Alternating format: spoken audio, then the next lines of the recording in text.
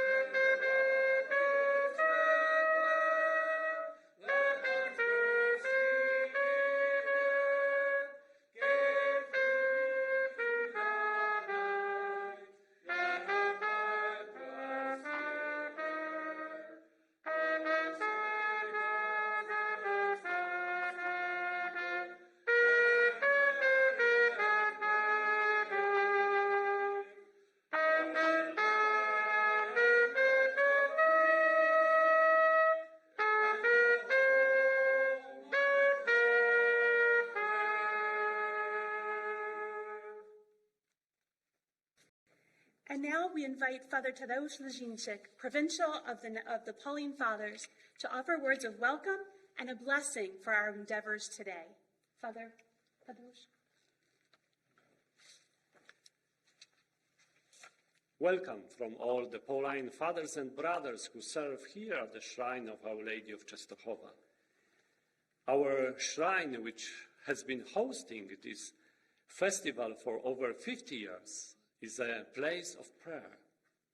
We come here to this place to meet with God through the intercession of Our Lady of Częstochowa. So at the beginning of every event here at our shrine, we pray. We pray for God's blessing. We pray for His graces that He will bestow on us. So we pray at the beginning of this virtual festival. So He will bless all those who will be involved, who will be with us virtually, or one time, we hope, personally with us here at the shrine. So we turn to Our Lady of Częstochowa and ask for her intercession. Hail Mary, full of grace, the Lord is with thee. Blessed art thou amongst women, and blessed is the fruit of thy womb, Jesus. Holy Mary, Mother of God, pray for us sinners, now and at the hour of our death. Amen. Our Lady of Częstochowa, pray for us. Bracia i siostry, tu w sanktuarium Matki Bożej, gdzie posługujemy jako Paulini, chcemy doświadczać obecności Pana Boga. Chcemy doświadczać Jego bliskości, Jego łask. Dlatego zawsze na początku każdego wydarzenia i również na początku tego wirtualnego festiwalu chcemy zwracać nasze myśli do Boga, prosząc o Jego błogosławieństwo za wstawiennictwem Matki Bożej. Dlatego zwróćmy się do niej, prosząc w tym czasie trudnym, kiedy nie możemy być razem osobiście, prośmy o jej wstawiennictwo, abyśmy zawsze czuli obecność Boga pośród nas, w każdym wydarzeniu naszego życia. Prośmy o to, wołając pod Twoją obronę. Uciekamy się, święta Boża Rodzicielko, naszymi prośbami, racz nie gardzić w potrzebach naszych, ale od wszelakich złych przygód racz nas zawsze wybawiać. Panno chwalebna i błogosławiona, o Pani nasza, orędowniczko nasza, pośredniczko nasza, pocieszycielko nasza, Synem swoim nas pojednaj, Synowi swojemu nas polecaj, swojemu Synowi nas oddawaj. Jasnogórska Matko Kościoła, módl się za nami. Przyjmijmy Boże błogosławieństwo na ten czas festiwalu, czas odkrywania naszej kultury, poznawania, a jednocześnie czas spotkania z Panem Bogiem i drugim człowiekiem.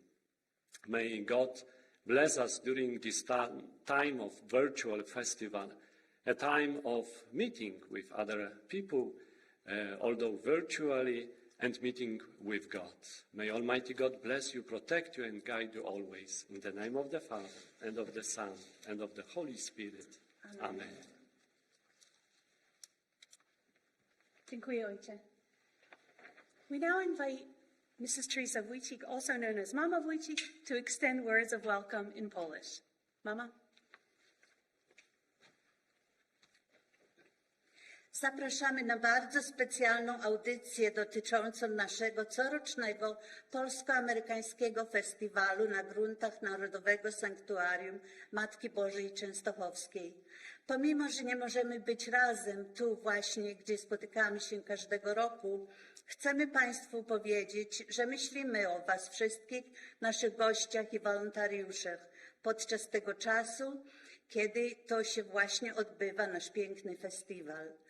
Zdecydowaliśmy się więc, aby przygotować teleton, który będzie zawierał 6 elementów prezentowanych na każdym naszym festiwalu, abyśmy tą drogą mogli złączyć się razem, jak zawsze, na Labor Day Weekend oraz uzyskać wsparcie finansowe tak bardzo potrzebne dla naszego sanktuarium. Wobec tego poprzez następne kilka godzin podzielimy się z Wami muzyką, wywiadami, segmentami kultury i także mamy dla Was kilka miłych niespodzianek. Jak wiecie, festiwal jest głównym dorocznym dochodem naszego sanktuarium. Poprzez nieodbycie się tej imprezy sanktuarium straci duży dochód finansowy. Więc zapraszamy do składania dotacji na utrzymanie naszej świątyni. Proszę dzwonić na numer 215 345 0600. Jest to numer do sanktuarium. Możecie także przekazać swoje datki online www.polishamericanfestival.org. To jest website festiwalu. Zapraszamy do uczestnictwa w tym historycznym wydarzeniu, jakim jest dzisiejszy teleton. Dziękuję.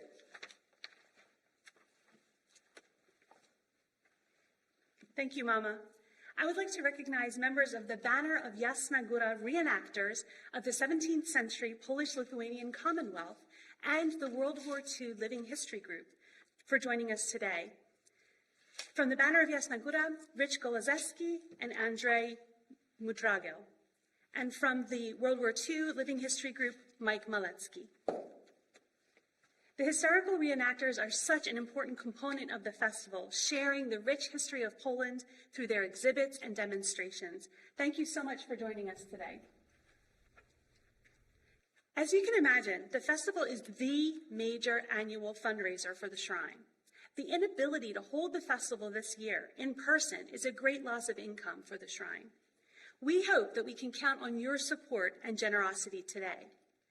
Please give us a call at 215-345-0600 or visit the festival website, www.polishamericanfestival.org, to make your donation safely online today. Please participate in this historic occasion and make your donation in Telethon 2020. We hope that you enjoy the rest of the telethon.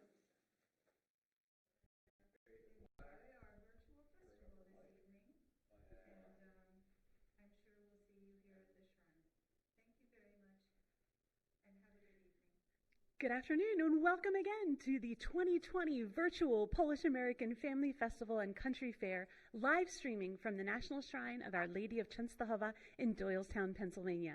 Thank you for joining us. We extend a very special welcome to those tuning in on Holy Spirit Radio, Radio Rampa, and WALN Digital Cable Radio. We would also like to acknowledge the support of the Polish and Slavic Federal Credit Union. Although we can't be on the festival grounds today celebrating as we usually do every year, our festival committee wanted to find a way to connect with all of our loyal festival patrons and to have an opportunity to raise some much-needed funds for our beloved shrine. And so here we are having an old-fashioned telethon. We invite you to give us a call at 215-345-0600. Volunteers are standing by to take your donation. Or you can go to our website at www.polishamericanfestival.org to give online. We have prepared an exciting array of attractions for tonight's virtual festival and telethon. Over the next few hours, we will be sharing music and dance performances, festival history, interviews with some of our longtime festival volunteers, and special features highlighting some of the groups associated with the shrine, such as the youth group and Polish Scouts. You might want to call a friend and invite them to tune in or share our live stream on your Facebook page. We've got some great cooking segments prepared and a special performance by the Polish-American String Band that you don't want to miss. Before we get started, let me share with you some of the thank you gifts available for donations that are made today. We are extremely grateful for any donation amount, and we thank you in advance for your generosity. As special tokens of our appreciation, for donations of $50 to $99, we will send to you this very cool I Love Polska keychain so you can share your Polish pride. For donations of $100 to $149, donors can select either the bottle opener with the new festival logo on it or the book related to the shrine's stained glass windows. For gifts of $150 to $249, you can receive a DVD of the Shrine documentary. And for $250 or more, this beautiful picture of Our Lady of Częstochowa. This icon is especially made exclusively for our Doylestown Shrine. The phone number again is 215-345-0600, or you can give online at www.polishamericanfestival.org. We're going to start our festival off with some great polka music by the boys, followed with an interview with the captains of our funnel cake and beer booths. Listen to learn about a secret competition that's going on among the booths. And you'll want to keep watching to see the PKM Polish folk dance group perform Kujawia Koberek and Polonez. I hope that you enjoy the show. Witamy wszystkich w naszym teletonie I zapraszamy do miłej zabawy.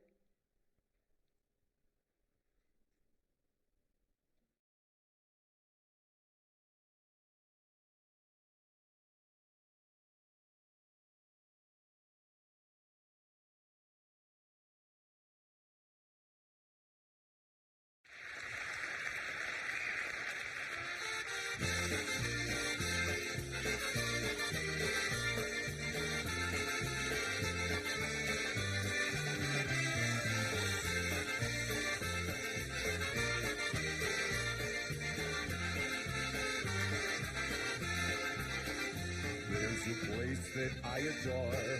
Back where I was born, every corner had a tavern or a store. Where I went to Polish school, and if I played the fool, a Polish nun would make my knuckles sore. Got our Easter baskets blessed right after Polish mass. Learned to polka at the local Polish home. Bought our pinky and a vodka from the bakery down the street. We'd walk to get whatever we would need. My old Polish town, no better place around, where Polish pride was felt and Polish hearts were founded, was imperative. You show our heritage with that old polka sound in my old Polish town.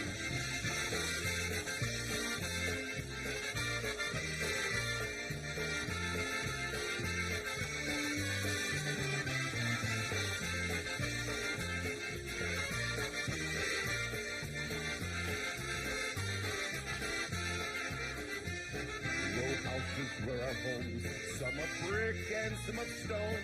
At night we sit outside with all our friends. Near his statue in the park, we played from dawn till dark.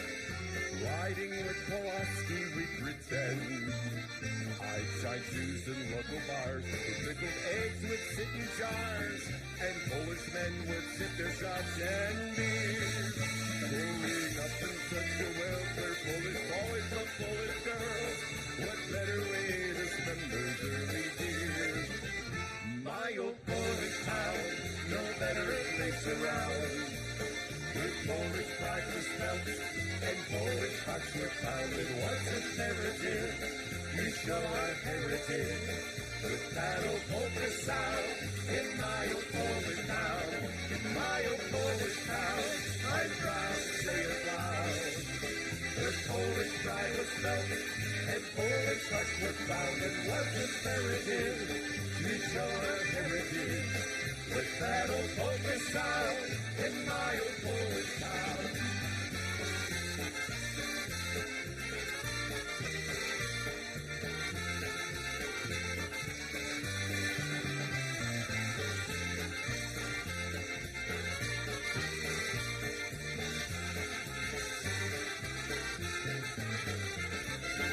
In my old Polish town, for all the Polish people, you've been listening to the boys. Thank you.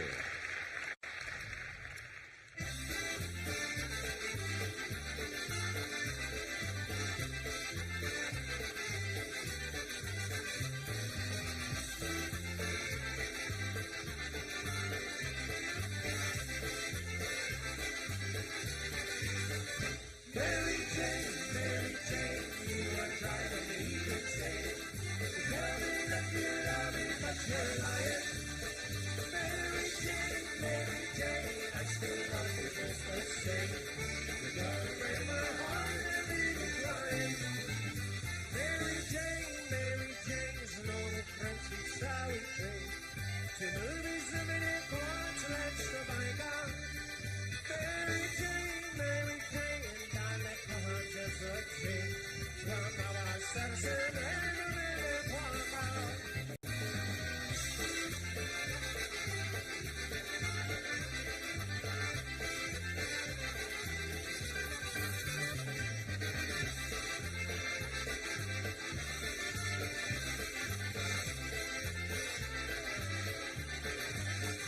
Mary Jane, you are driving me insane. Tell me that you love me, but you're lying. Mary Jane, I still love you just the same. You're gonna break my heart and leave me crying. Mary Jane is no French Sally train. To movies and video courts, let's survive. Mary Jane, darling, come on, just a dream. From our sunset and the river Polka.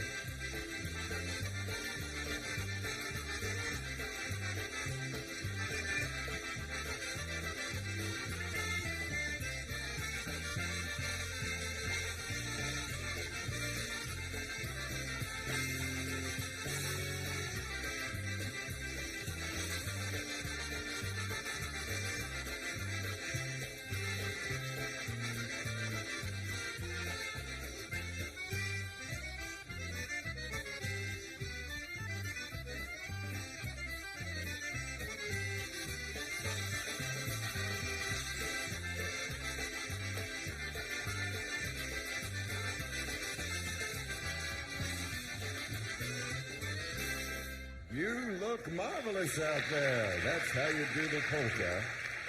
And again, that's one called the Mary Jane Polka off of our Where the Boys Are CD.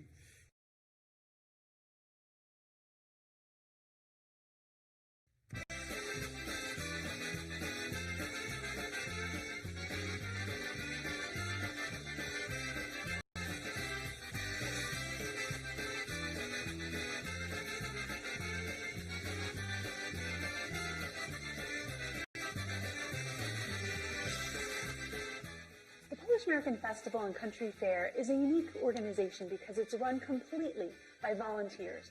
And I'm really excited to have with me today some more volunteers who have been here with us for many, many years at the Shrine, helping out and making our festival one of the best in the area.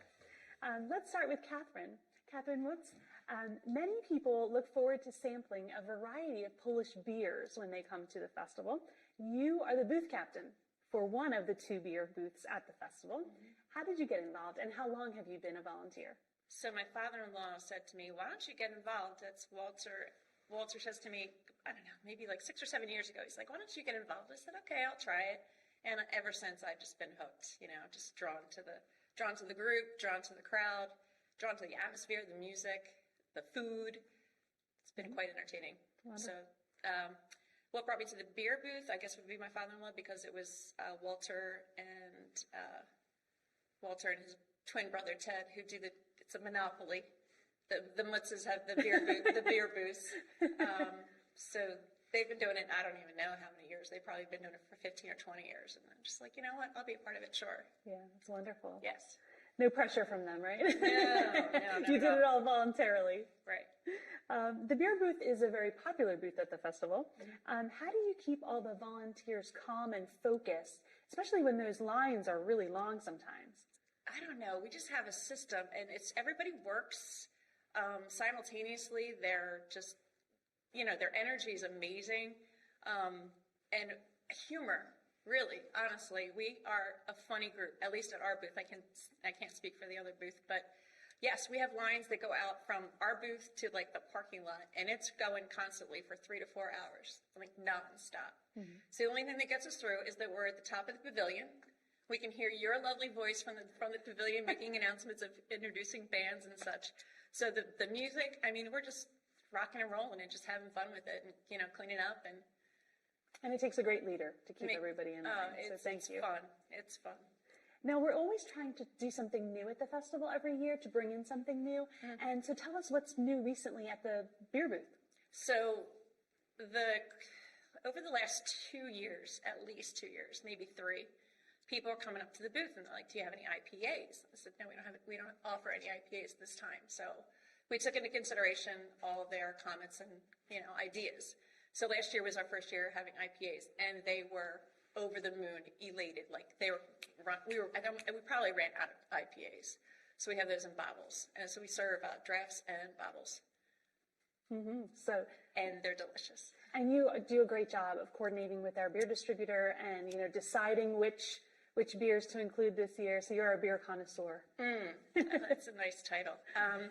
So, in fact, one of the members of the committee suggested this particular beer at one of our committee meetings last year, and I know you know who I'm talking about.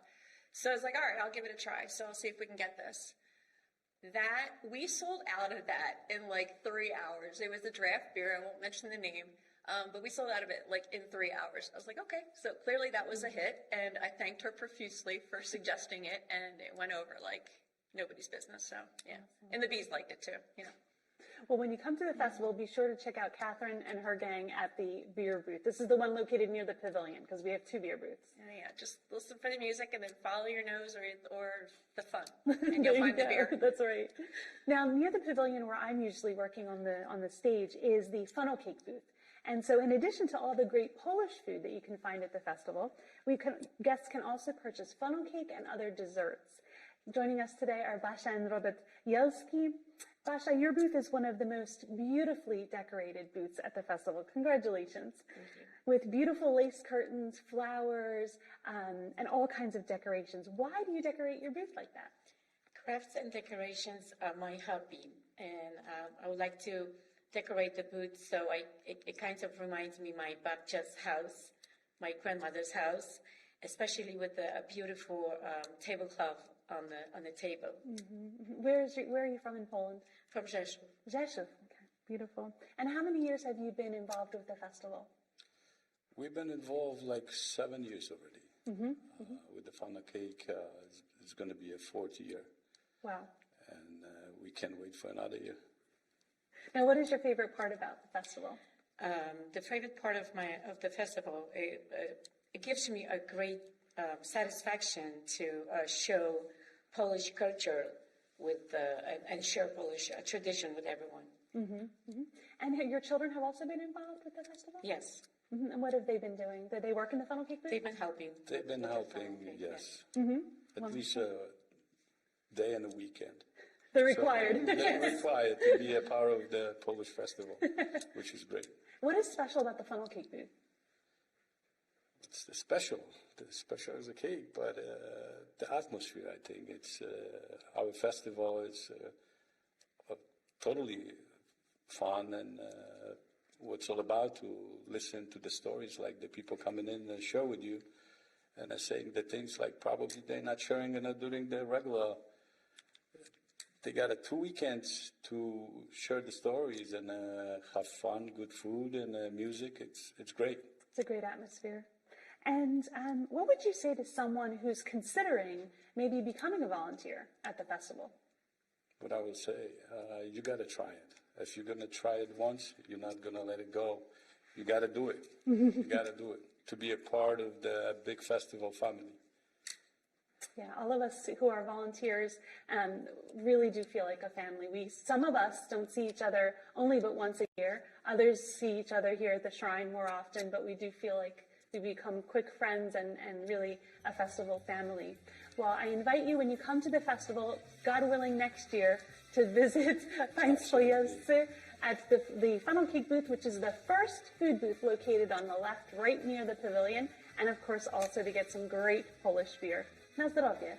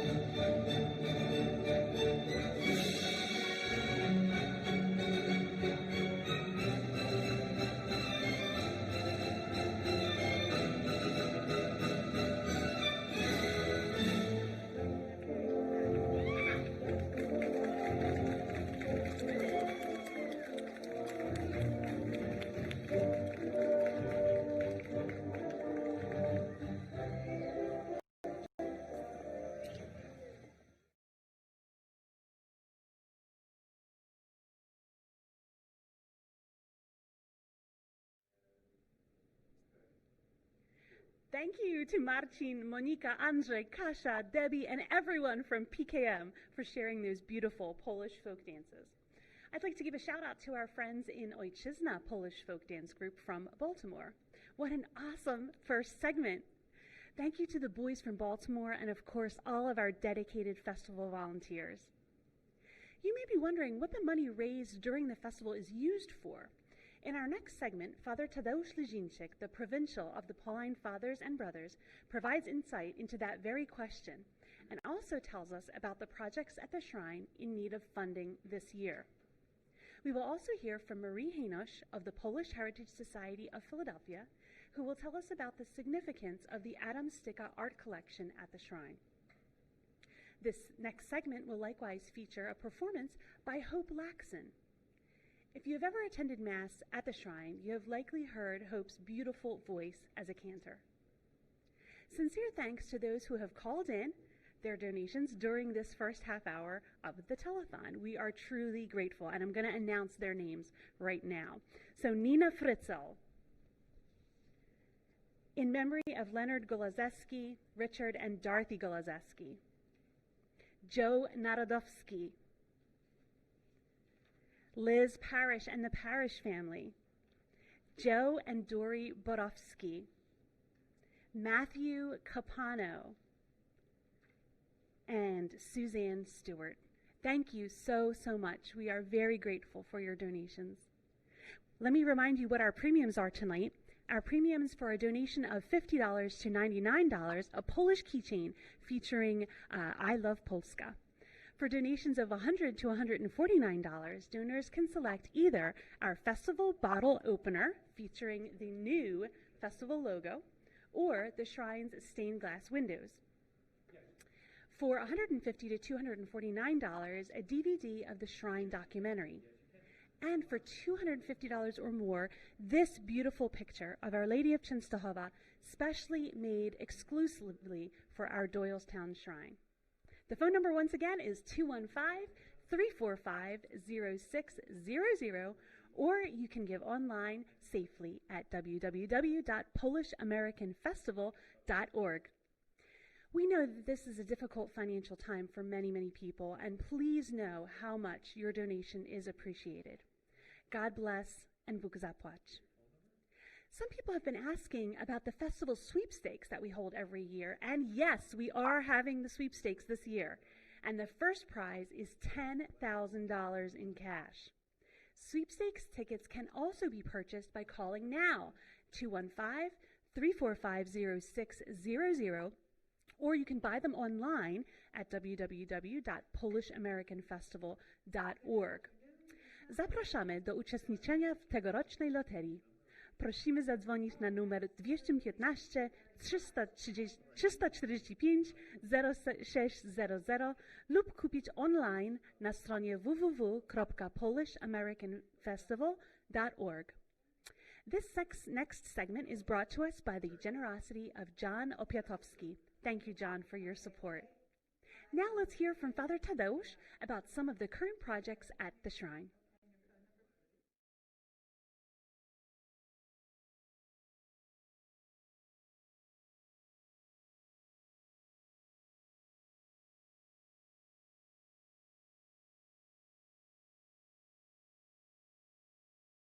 We are here with Father Tadeusz Lezińczyk, Provincial of the Pauline Fathers.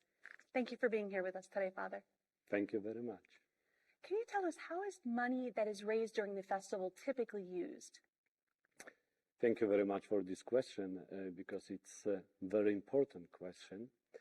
Let me say first that our Shrine of Our Lady of Częstochowa is maintained solely on the money raised by the pilgrims, donations of the pilgrims coming to this shrine. There is no any other income. So it is very important part, this festival, which occurs every year in our shrine. And typically, every year we spend that money for the insurance of the buildings of the shrine and liability. Of course, as you know, accidents happen, and even during the festival, unfortunately, sometimes. So that is normally the goal of this money spent for the insurance. And towards which projects are we planning to use the money this year? Of course, maintenance, that's the main one which we have to spend every year. But of course, every year we have new challenges. And this year we have two projects. One is the repair of the front of our church. Unfortunately, water is damaging that a lot. The stairs and the entrances of the church, and even the room where the Museum of Styka, the exhibits is located. The water is coming into that room. So we have to do the repair of the front of the church, and it's a very big project, which will cost us a lot. So that's one project. Another one which we would like to do is to do something with the stained glass from the church in Philadelphia, St. Laurentius Church, which was closed a few years ago, just recently sold. So we don't want these beautiful stained glasses to be destroyed, and we decided to take care of them. And we are moving that from St. Laurentius Church to our shrine. Of course, that is a big project as well, so we would like to raise money and to find home for them in our shrine. These stained glass, I understand, are very, very special. They're very old, and they're also, what is on the stained glass that makes them very special? They are very old, over 100 years old, and they are from Polish church with the Polish saints on these stained glasses. So it's another reason why we want to preserve that Polish heritage here in American soil. Very, very beautiful stained glass and a beautiful project. If anyone would like to see the stained glass, images of the stained glass windows, please visit the Shrine website where you can see images of those stained glass. Thank you, Father, so much. Appreciate Thank you it. very much. Thank you for doing that fundraising for our shrine. Witamy ojca Tadeusza, prowincjała Paulinów w Ameryce. Dziękuję bardzo. W jaki sposób są przeznaczone donacje z festiwalu każdego roku? Dziękuję bardzo za to pytanie, bo jest ono bardzo ważne i chyba nie wszyscy uświadamiamy sobie to, że nasze sanktuarium Matki Bożej w amerykańskiej Częstochowie jest utrzymywane całkowicie z ofiar pielgrzymów. To jest jedyny dochód, który mamy tutaj w sanktuarium. Dlatego każdoroczny festiwal jest bardzo ważnym dodatkiem, bardzo ważnym wydarzeniem, który pomaga utrzymać to sanktuarium.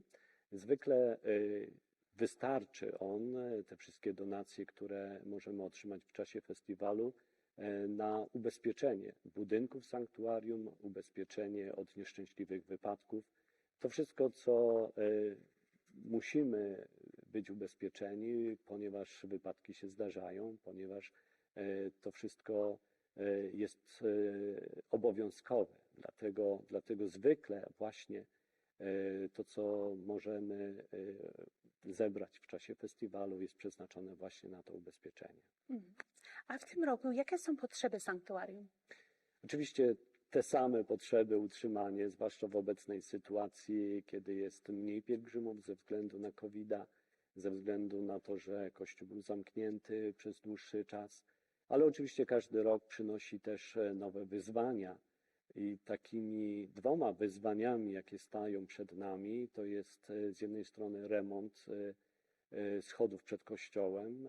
Niestety, ale woda niszczy bardzo mocno te schody, a wręcz dostaje się do kościoła, do głównych wejść, do kaplicy dolnej w kościele, jak również do sali wystawowej Muzeum Styki, gdzie znajdują się przepiękne obrazy polskich malarzy.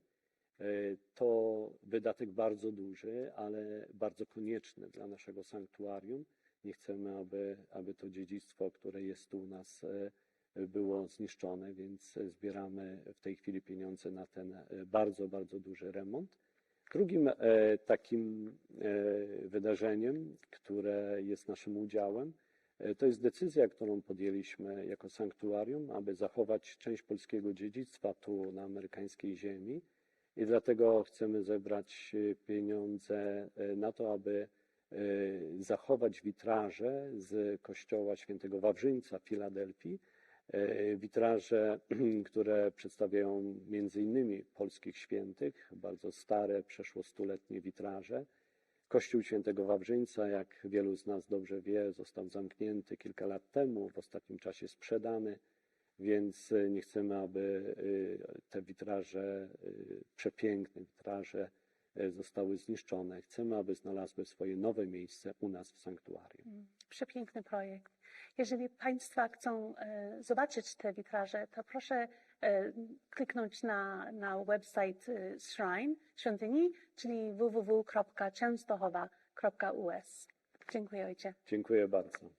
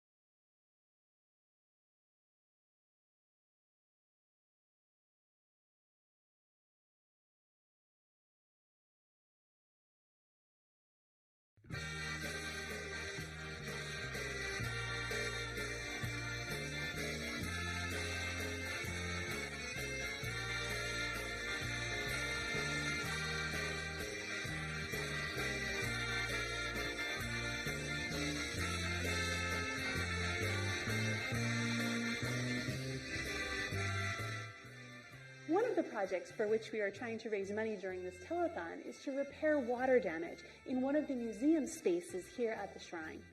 To help us to get a sense of the significance of the paintings in this collection, we've invited Marie Hainosh from the Polish Heritage Society of Philadelphia. Thank you for joining us today, Marie. Thank you for having me over. Marie is the former president of the Polish Heritage Society of Philadelphia and the longtime chairperson of the Adam Stika Art Exhibit and Competition, which takes place during the Polish-American Festival.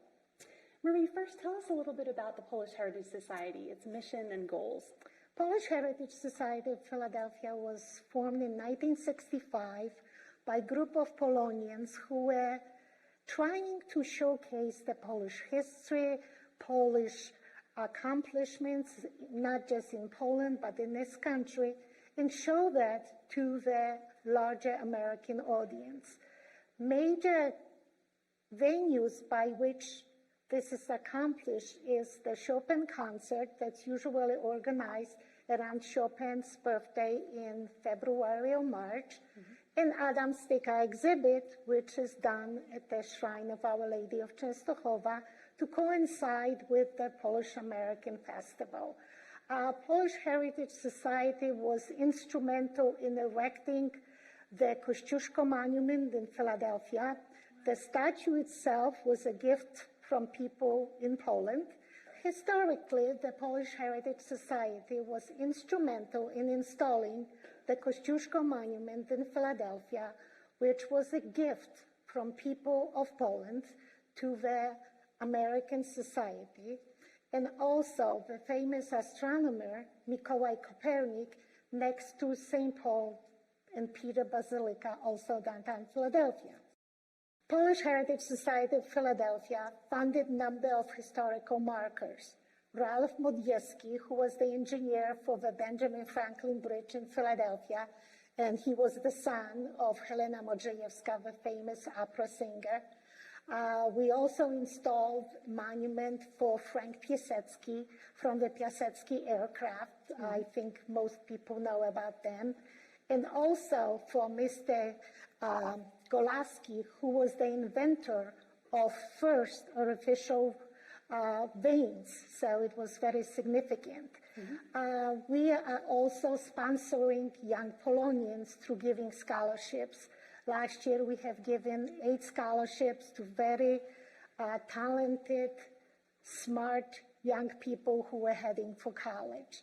We also do outreach programs in our venues. For example, myself and our president, Jean Joka, some years ago, we went to the Johnson & Johnson headquarters where they had celebrated Polish Day. We brought all kinds of Polish artifacts, and we talk about Polish history. We gave candies and so forth. We also have a meeting of writers. We promote the books that had to do with Poland. So, very, very active organization. Very active organization, yes. Wonderful.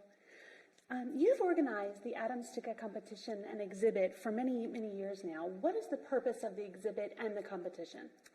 The purpose of the exhibit originally was to showcase and give venue to Polish artists that otherwise would not have a place to exhibit and sell the artworks. Initially, for a number of years, only Polish or Polish-American artists were allowed in the show, but now we also accept some local artists. It's a juried art show. We give about $1,500 in awards for the best works. And this is one of the areas where we also trying to showcase the Polish art to the larger American society. Since the festival, it's time where we have thousands upon thousands of people coming and visiting. So this is one of the areas where people like to come in and see the true Polish art. Beautiful, beautiful. And who was Adam Stika, and why is the exhibit and the competition named after him? Adam Stika was son of Jan Stika, the father. Jan Stika had 2 sons, Adam and Tate. Tate is mostly famous for portraiture. One of his portraits of Eleanor Roosevelt is still in the White House. He was the preeminent painter in New York. All the society ladies were painted by him. Adam painted a lot of landscapes. He lived in Arizona and also visited Africa, especially Morocco. So a lot of his paintings are of the beautiful Moroccan dancers and beautiful landscapes from all over the world. I'm happy to have one of his little paintings myself in my collection. Why is it named after Adam Stika? Because Adam Stika is buried at the cemetery here at the shrine. He is in the area of the most prominent Poles that are being buried here. The Stika family has a long history with Częstochowa.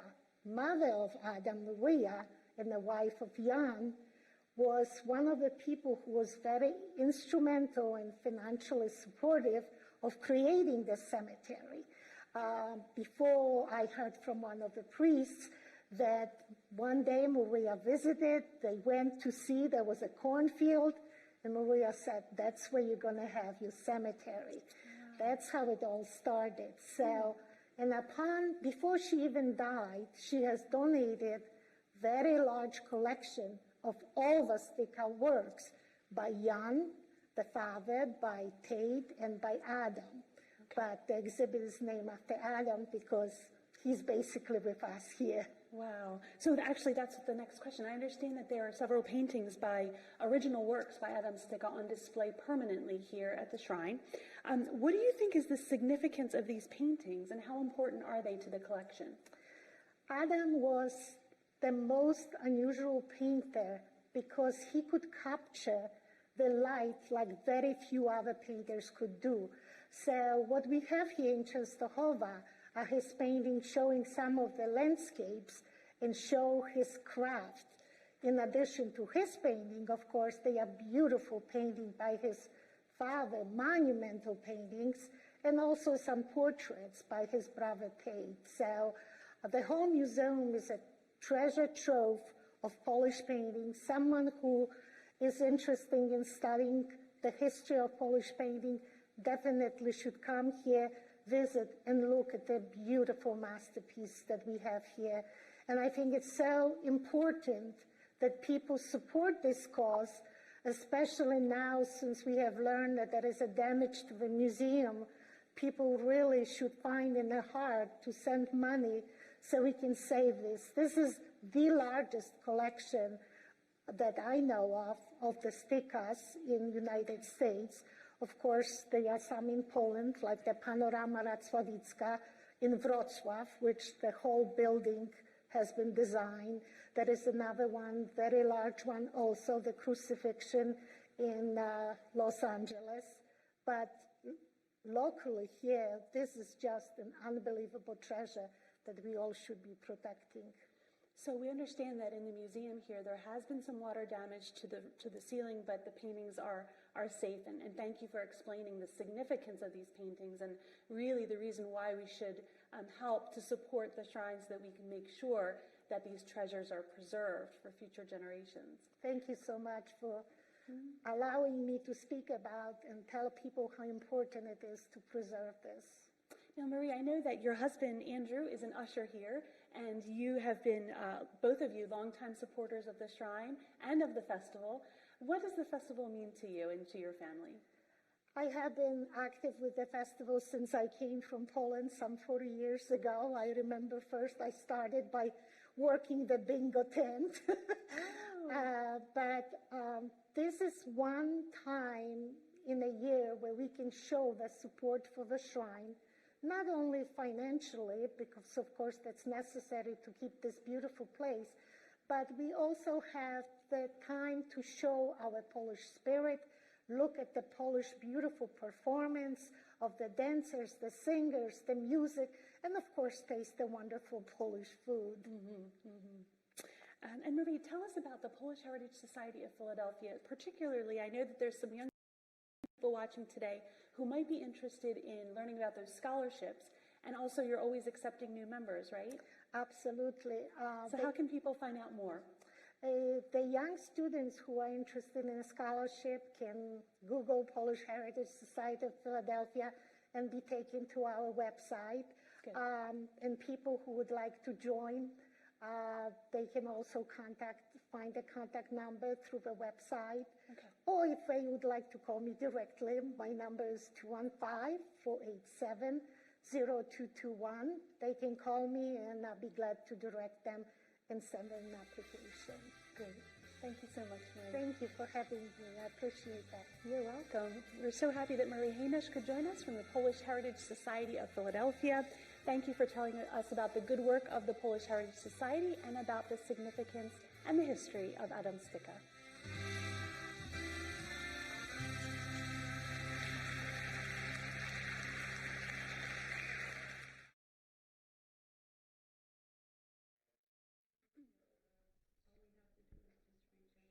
Thank you to Father Tadeusz Hoplaxon and Marie Hanisch of the Polish Heritage Society of Philadelphia for participating in our virtual festival.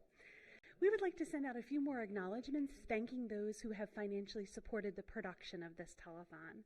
The Polish and Slavic Federal Credit Union, Pulaski Meat Products of Linden, New Jersey, Piast Meats, Serena Bakery, the Eagle Ojo Educational and Cultural Exchange, www.eagle-ojo.org.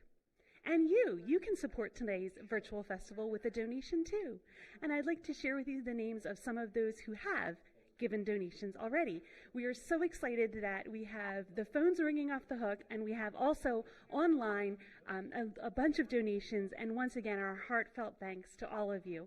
So I'd like to read off some of those names. Sigmund Zachowski, Arlene Grzeszczak, Sandra Romaszewski, Hanna Gerke, Michael Kamiński, Basia Jelska, Donna Kuczynski, Nicholas Ray, Elizabeth Carhart, Alfred Volanin, Andrea Koch, Patricia Thrush, Joseph Rakshowski, Dorothy Svedkovsky, Linda Kronk, Joseph Batore, Douglas Penska, Rose Ann Anand, Julia Gregson, Michael Ostrowski from Michigan, Pani Marysia Bielska, Druchna Jitka from Brooklyn, New York, Joe and Diane Kilyansky, Zimmerman. We also have Eva Kozeb in memory of her parents, Janina and Józef Kruszyński, Marta Kudela, Chester Pelviak in memory of Romain Pelviak, his wife, and the Shumilovsky family in honor of Christopher's discernment. Thank you once again, a heartfelt Bóg zapłać, God bless you, for your support.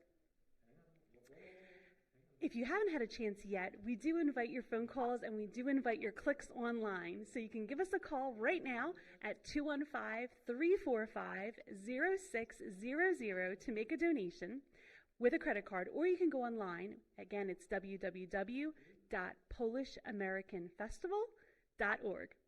We have selected some really great premiums as tokens of our appreciation.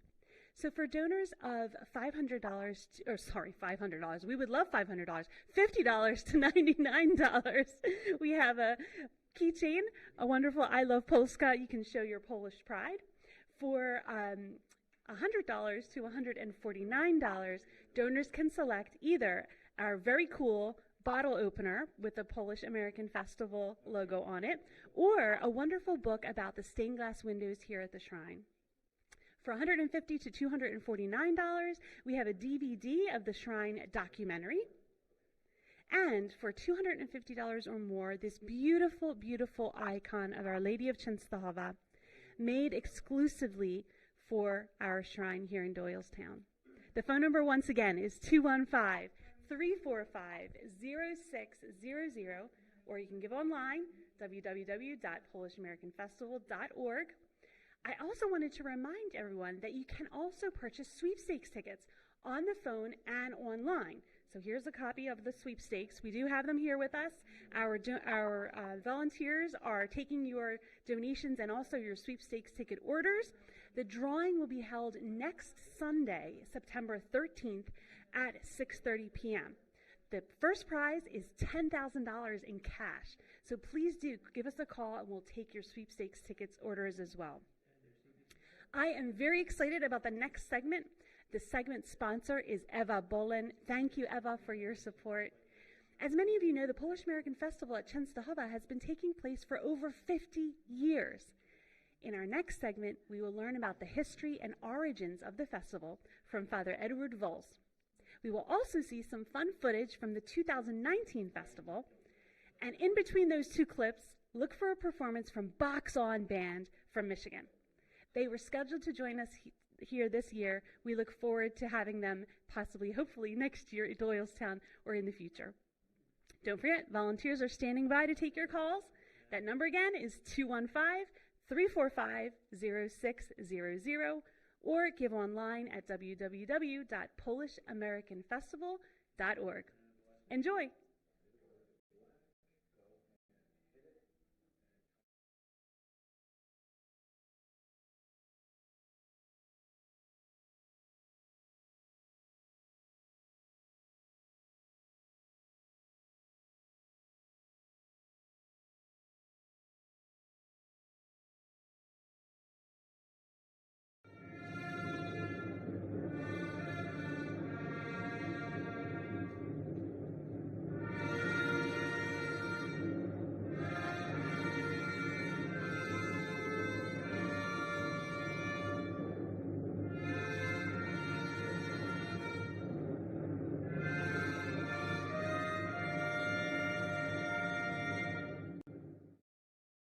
The National Shrine of Our Lady of Częstochowa has a long history with humble beginnings. In 1951, Father Michael Zembrowski, a Pauline father, came to the United States, bringing with him a faithful copy of the icon of Our Lady of Częstochowa, hoping to establish an American shrine to Our Lady, similar to the one in Poland. In 1953, Father Michael was granted permission by the Holy See and Cardinal O'Hara of the Archdiocese of Philadelphia to establish a monastery and shrine on the land, which he previously purchased in Doylestown, Pennsylvania. On June 26, 1955, a small wooden barn chapel was dedicated to Our Lady of Częstochowa, with the celebration of the first Mass, thus marking the beginning of Our Lady's shrine in America. The dedication of the first chapel created a new center of Marian devotion and a place of pilgrimage. Many pilgrim groups started coming to this little shrine. The first pilgrimage ever recorded came from St. Laurentius Parish in Philadelphia on June 26, 1955, for the dedication ceremony of the barn chapel. The barn chapel soon proved to be inadequate for the many Polish and American pilgrims. In 1960, with the financial support of the faithful, more property was acquired. A new vision was proposed, to build a shrine, which would commemorate 1,000 years of Christianity in Poland. In 1964, the groundbreaking ceremony for the new church, presided by the Archbishop of Philadelphia, John Cardinal Kroll, took place on Beacon Hill, the highest point in Bucks County. That same year, the shrine cemetery was opened and consecrated. Adam Sticka, a world-famous painter, became the first person to be buried in the cemetery. On Sunday, October 16, 1966, a great crowd of pilgrims gathered, and, in the presence of the President of the United States Lyndon B. Johnson, and his family, along with representatives of the Catholic Church and state officials, Archbishop John Kroll solemnly dedicated the new shrine in honor of Our Lady of Częstochowa. Throughout the years, since its very beginning, the National Shrine of Our Lady of Częstochowa was blessed with generous benefactors and an army of volunteers, all dedicated to the establishment and growth of the shrine. For many, the shrine was their connection back to their roots and to their homeland in Poland. If not for these faithful and hard-working people, the shrine would not be what it is today. Father Michael and the Pauline fathers and brothers were grateful for all the volunteers who gave their time and energies. Whole families took part in the many celebrations that took place at the shrine. To this day, many of the original families that helped Father Michael continue to volunteer at the shrine. It is a true blessing and a great joy to see generation after generation wanting to be a part of the shrine family. The original festival was just a simple Polish picnic held during the year of the shrine's dedication by the shrine's volunteers, their families and friends. As a good time had by all at this event, it inspired its continuation and expansion for the following year. On Labor Day weekend in 1967, the first Polish festival was held down below on the original grounds. Back then, events of this type were not the norm, so despite the hard work of many volunteers, questions remained as to its success. Doubts were quickly allayed when thousands of people arrived to join in the festivities at this relatively unknown shrine. Pennsylvania State Police had to be called in to handle the miles-long traffic jams. Brother, now father, Edward Volz, who was responsible for food service, could hardly keep up with the overwhelming demand for kielbasa sandwiches. Hello, my name is Father Edward Volz. I'm the prior of St. Paul's Monastery, a Pauline monastery here in Wityalny, Pennsylvania. I'm going to talk to you today about the Polish Festival. In 1967, we had the first Polish Festival. The festival was born out of a Polish picnic that we used to hold for the volunteer workers when we were closing the shrine for this summer. After Częstochowa Day, that's the feast day of Our Lady of Częstochowa, we closed the shrine because the barn only held 50 people. And the people in the summertime would sit on benches out on the grass and everything. It was a real fun place to visit. And so we were going to have the Polish picnic. And what I would do, I would serve food from Częstochowa Day on Labor Day weekend. And there were all the volunteers and all those that helped us would come, and we would just have a good time. We'd have a little Polish band, and we would sing and dance, and it was a fun time to say thank you to them. At the meeting about the picnic, I said, well, we're going to get ready for the Polish picnic. We're going to have to find out how many people will come. A lady, Stephanie Kopczak, a good friend and worker, got up and said, Polish picnic, everyone's having a Polish picnic. You know, many people would like to come to that picnic. Then it was just for volunteers. She said, why don't we have a Polish festival, invite others to come to have a good time with us? I thought that was a good idea, you know. So we were going to have a Polish festival. And that is how the Polish festival got started. So we planned and we had everything ready, food and everything for this Polish festival. One gentleman said, well, how will we invite people? He said, well, I do some advertisement. I know what to do. I'll just put in some Polish papers and that, and we're going to have a Polish festival. And he said, well, people will come. A few people. It won't be much. People will come. Well, we didn't know how good he was at advertising. The next thing we knew, on the first day of the Polish festival, on Saturday of Labor Day weekend, thousands of people were coming to the shrine. Thousands. We were not ready. I couldn't believe it when I saw the cars coming down. And I got very nervous, of course, and how are we going to take care of these people down here and park all the cars way up there on the fields that were really fields? And it was unbelievable. By 1 o'clock, we had it was just nothing moved. 309 was blocked, 202 was blocked, 611 was blocked.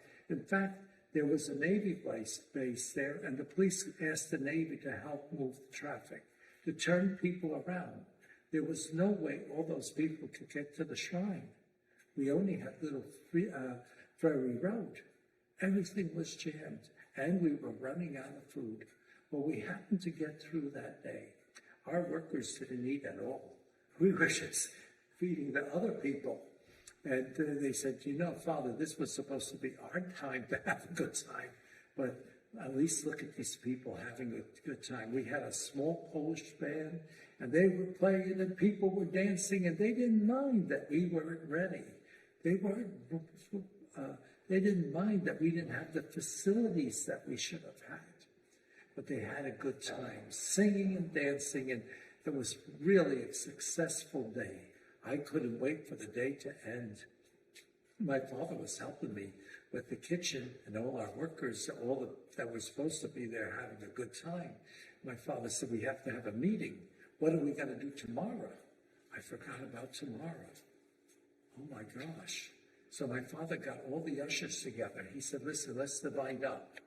All you who go north, stop at every store and buy every piece of kibasi and hot dogs that you can, and all the rye bread and all the sauerkraut that you can. Those who go south do the same, east and west. Ride and go from store to store. We have to get food. And we called different people and that we knew, and they said they'll bring up food from Jersey and from New York and from Philadelphia. And they said, don't worry, Father, we'll have everything there, you know. Well, I was brother at that time. And they all showed up. But again, on Sunday, more people came. But by that time, the state police and everybody was, you know, helping us get the people, ushering them in and getting them parked in the fields and everything. We had a tremendous day. And we had the Sika, the Sika is a artist that Adam Sika, who painted great paintings. He's one of the greatest painters, and he's buried at our cemetery. And his family donated a lot of paintings. So we had our second barn full of paintings. We were showing the paintings of Sika. And downstairs and around the barn, we had all the amateur artists from Bucks County and all over putting up paintings, showing people. We had, very important thing was we had a self-playing grand piano sitting on the front porch of the church. And we had a copy of Chopin's music, the Polonaise, and it was played. The papers, what they used, the rolls, were actually cut by Paderewski, the greatest pianist, whose heart, by the way, is buried in our church today. And people would sit and listen to the music and the trees, and it was just beautiful. People would cry. People were so excited. And every hour we played it, and everything would get quiet, and people would stand and just listen to that piano that sang out the hymn, the Polonaise of Chopin. It was a busy day. It was a busy day, but it was the birth of the Polish Festival. And Monday was another day. Another day we thought less people will come, more people came. Somehow, with the grace of God, we fed everyone.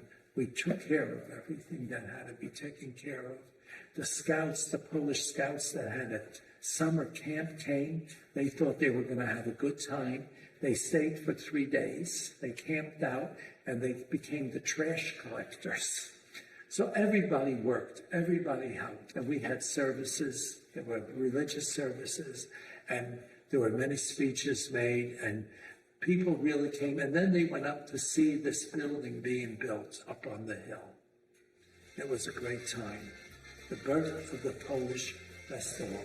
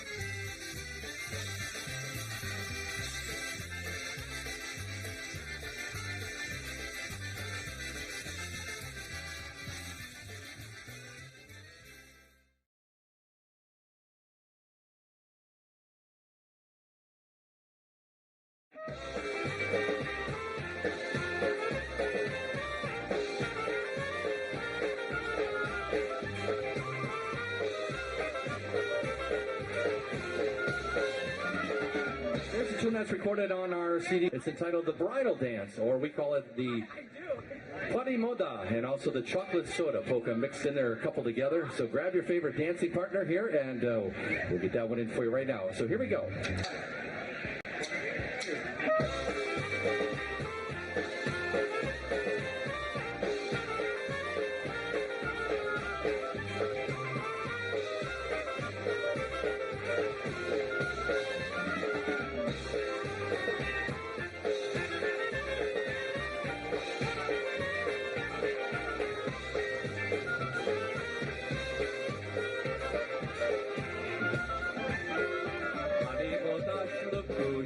Pani moda ślubuje, dzisiaj sobie tańcuje. Dzisiaj sobie tańcuje. Pani moda raduje, pani moda raduje, zadoranie tańcuje. Zadoranie tańcuje.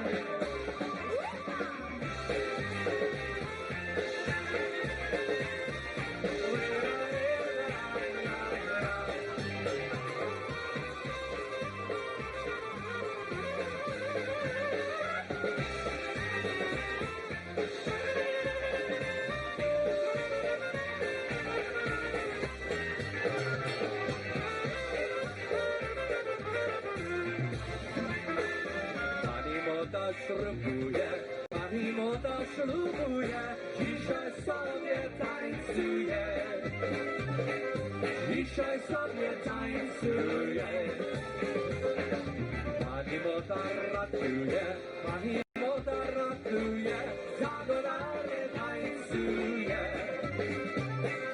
Za dolary tańcuje.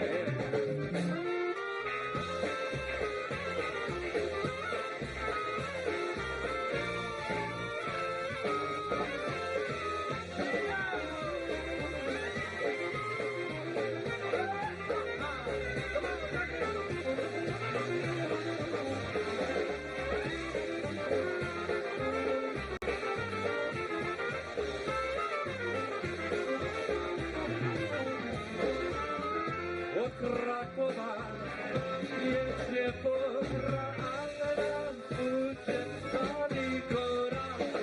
I chłopie czaj, czaj, czekolady, czekolady. I chłopie czaj, czaj, czekolady. I chłopie czaj, czaj, czekolady, czekolady. I chłopie czaj, czaj, czekolady. Właśnie surma, ty pomocą sta, ty połączył panie dosa. I chłopie czaj, czaj, czekolady, czekolady. I chłopie czaj, czaj, czekolady. I chłopie czaj, czaj, czekolady, czekolady. I chłopie czaj, czaj, czekolady.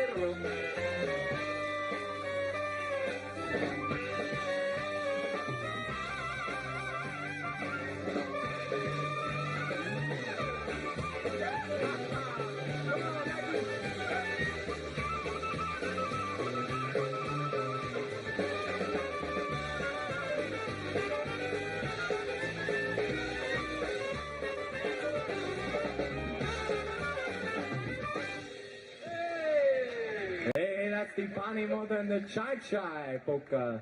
Dziękuję.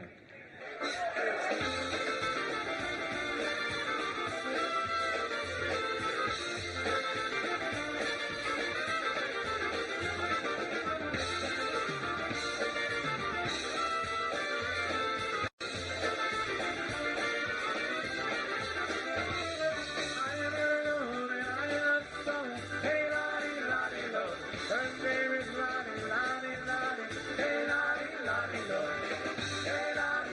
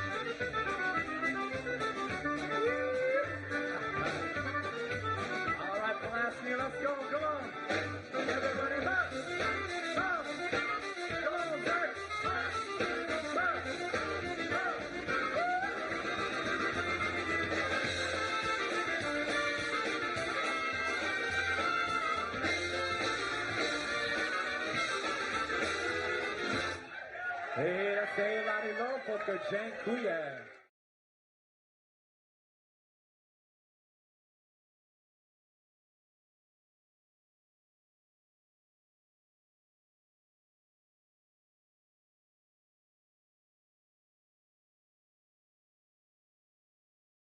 We are pleased to welcome you to watch this footage from our 2019 Polish-American Family Festival and Country Fair. The festival takes place on the grounds of the National Shrine of Our Lady of Częstochowa, here on the 170 beautiful acres in Doylestown, Pennsylvania. Our festival usually occurs over Labor Day and the following weekend. 5 days of dancing, eating, shopping, and yes, more dancing.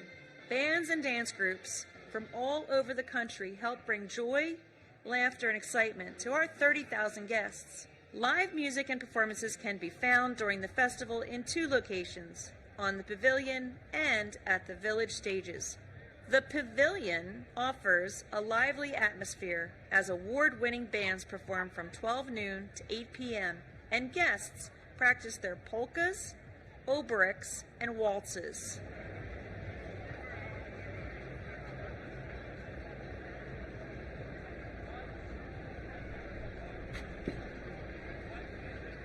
The many sights, sounds, and delicious aromas found here on the grounds as you take this tour with him.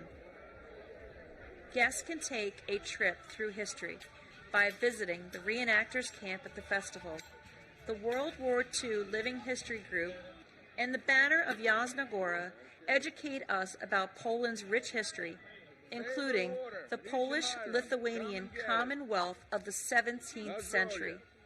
Both groups share exhibits and demonstrations of weaponry, historic artifacts, and period clothing.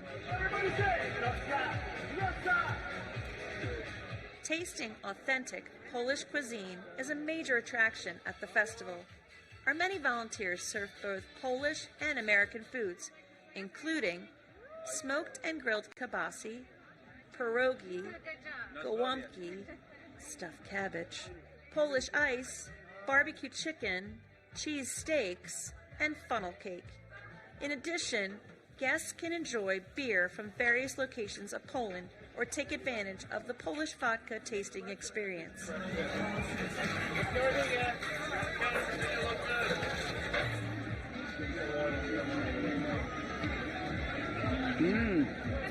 Very good.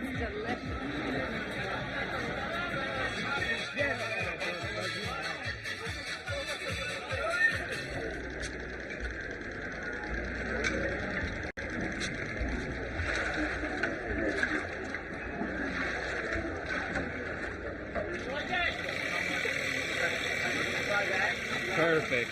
Thank now you gotta drink it. All right, thank you.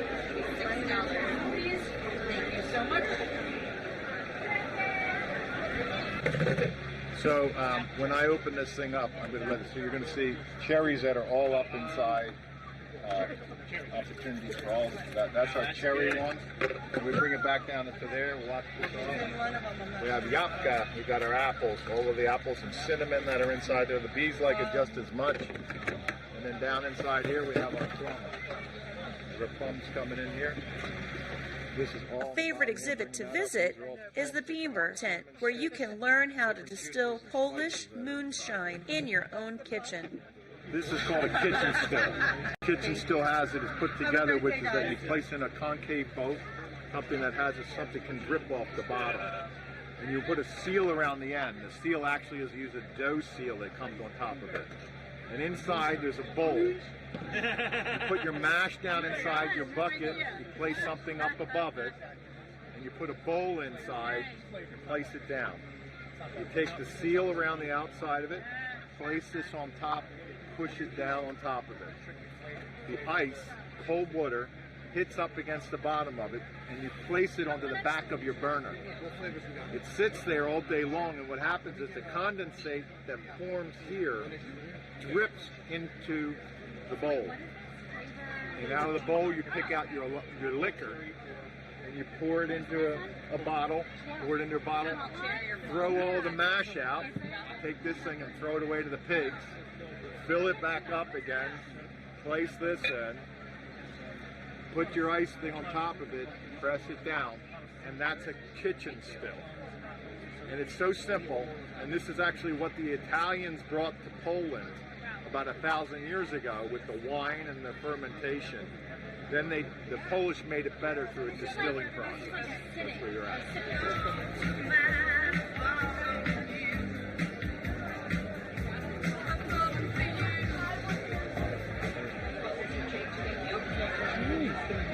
Cheers.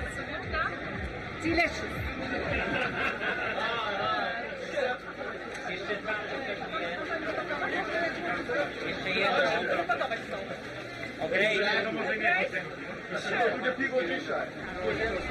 Karol, Luigi, Gabriela.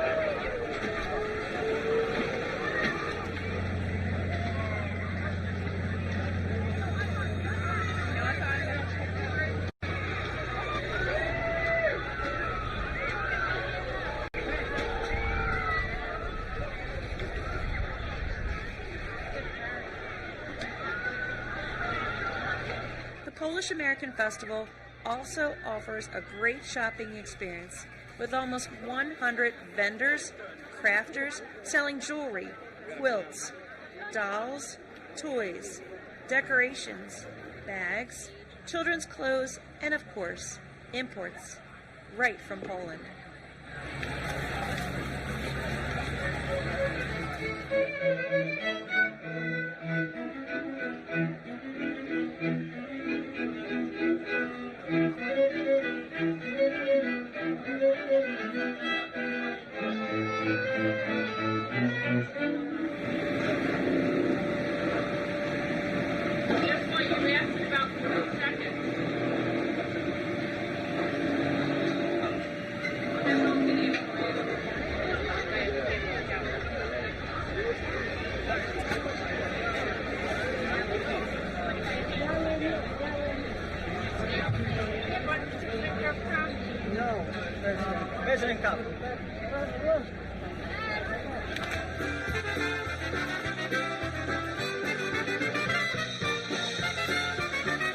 From our festival family to yours, thank you for your support and may God bless you. We look forward to seeing you soon.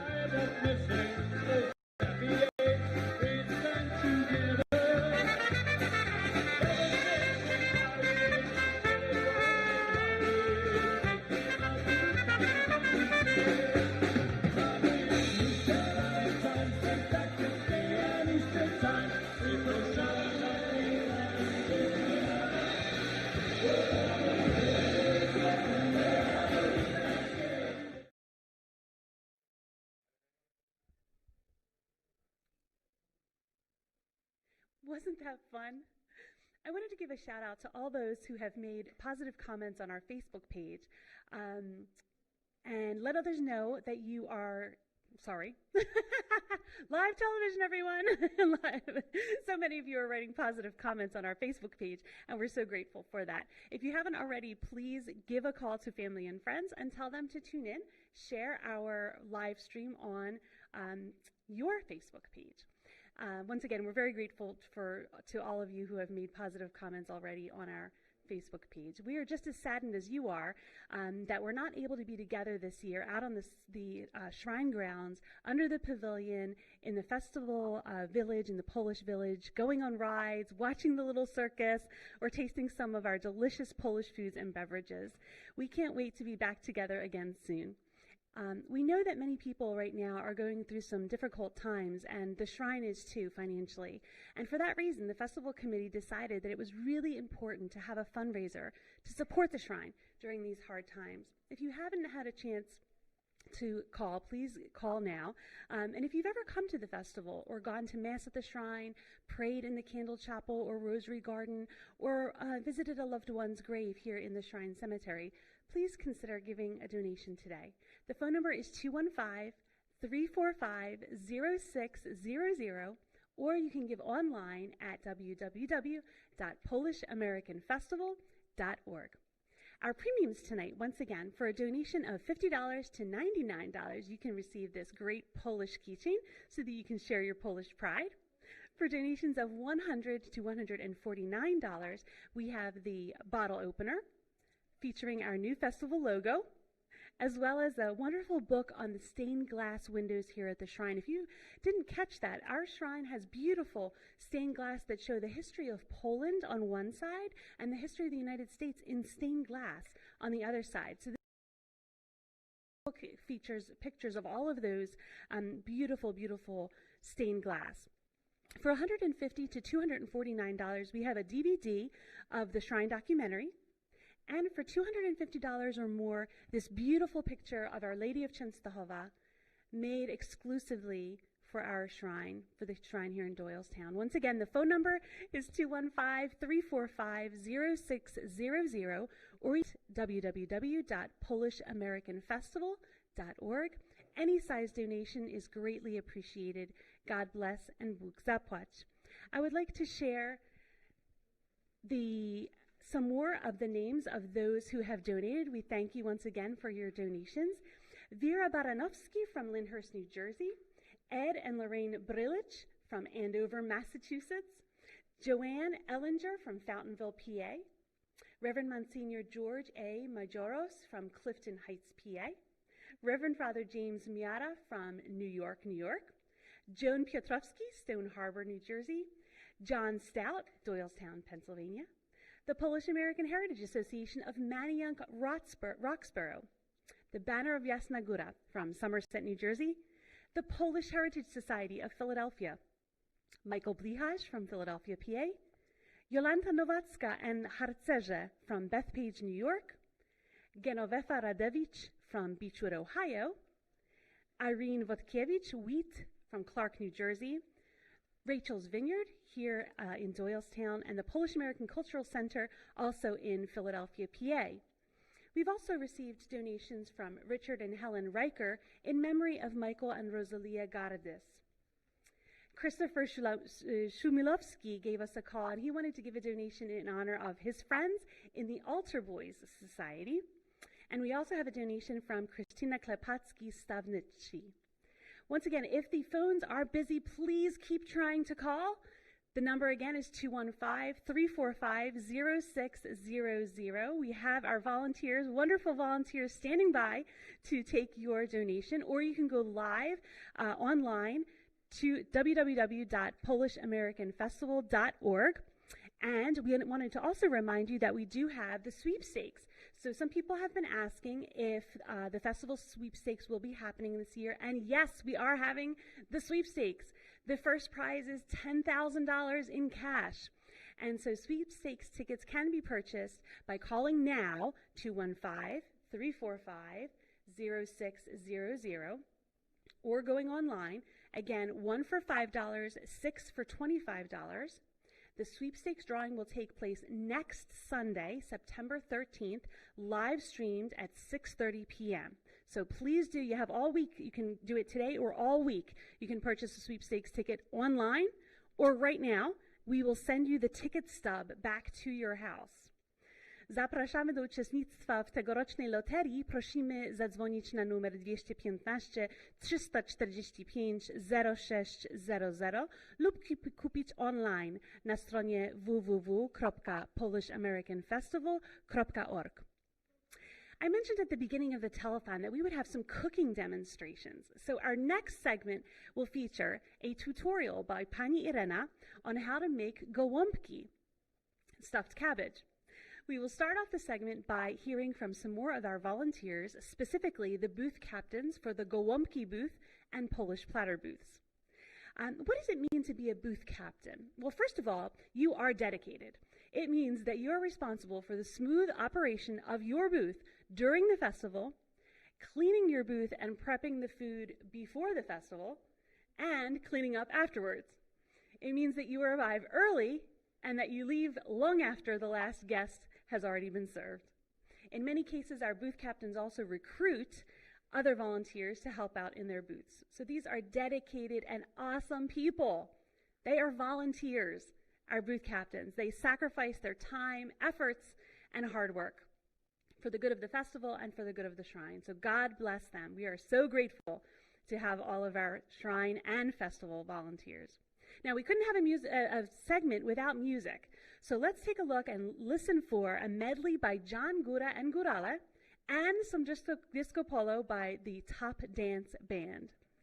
We extend sincere thanks to Walter and Janina Mutz for their sponsorship of this next half hour. Enjoy, życzymy wesołego oglądania.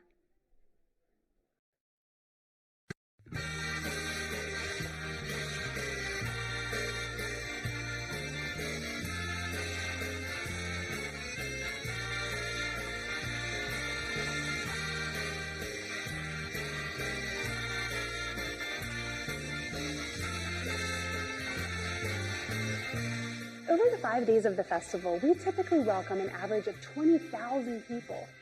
That's a lot of gołąbki, pierogi, and kielbasa to prepare and sell. The festival runs from 12 noon to 8 p.m. daily, but our volunteers arrive early and stay late so that everything is all set for our guests. Let's hear from some more of our long-time festival volunteers. Joining us are Agnieszka Machała and Jadzia and Henryk Andrzejczuk. Agnieszka, if you can't decide which Polish delicacies to try, purchasing a Polish platter is a good idea because it offers a sampling of goods. Agnieszka, you're the captain of the Polish platter booth. What do people get when they buy a Polish platter? We offer on the platter pierogi, kielbasa, hunter stew, and of course the delicious Polish bread. Mm-hmm. And why do people tend to like the Polish platter, A Taste of Poland? They prefer Taste of Poland platter because you have different variety of foods there, and they can literally try. Other than that, we serve also the Polish sandwich with the sauerkraut, which is very popular too, usually on Saturdays with the English-speaking visitors. Mm-hmm. And how long have you and your family been involved with the festival? 10 years. 10 years, that's a long time. So you can already see trends among Yes. the guests. And I understand that your husband and sons are also volunteers. Yes, they volunteers, and they do reenactment right here at the festival. Mm-hmm. And so 10 years is a long time to be a volunteer. What does the festival mean to you? It's a little bit of our Poland here. When we come in, our kids enjoy it. They can see our traditions, and they can actually meet new friends. We became a family in our booth, between the girls coming in from New York and some from PA. We're very close, even though sometimes we meet once a year for those 2 weekends, but we became very close, like a family, and we enjoy it. And the kids enjoy it. They wanted to come here. Literally, they have it marked in the calendars so they don't book any vacations or anything. This is their vacation for the end of the summer. Mm-hmm. We heard that from others as well. Yes. Thank you for your long-time service to the festival. It's very fun. Yes. And at the gołąbki booth, guests are not only served delicious stuffed cabbage, but they're also served some fantastic disco polo music. This is the party booth called the Party Booth. Jadzia and Henryk, how long have you been involved as volunteers at the festival? We've been involved over 20 years. 20 years is a long time. Why do you decide to stay as a volunteer? We have so much fun, and we are happy to help. And we like to the Polish heritage show to American people because they don't know much about Poland. Mm-hmm. And we like to teach our children our heritage, and they enjoy it. Mm-hmm. Why is it so important to be volunteers? I think because since we came from Poland, we kind of lost connection with our old country. And when we found this place, that brings our memory, and we can not only help, but we can actually enjoy to continue our Polish culture, heritage, and at the same time, we're helping this place to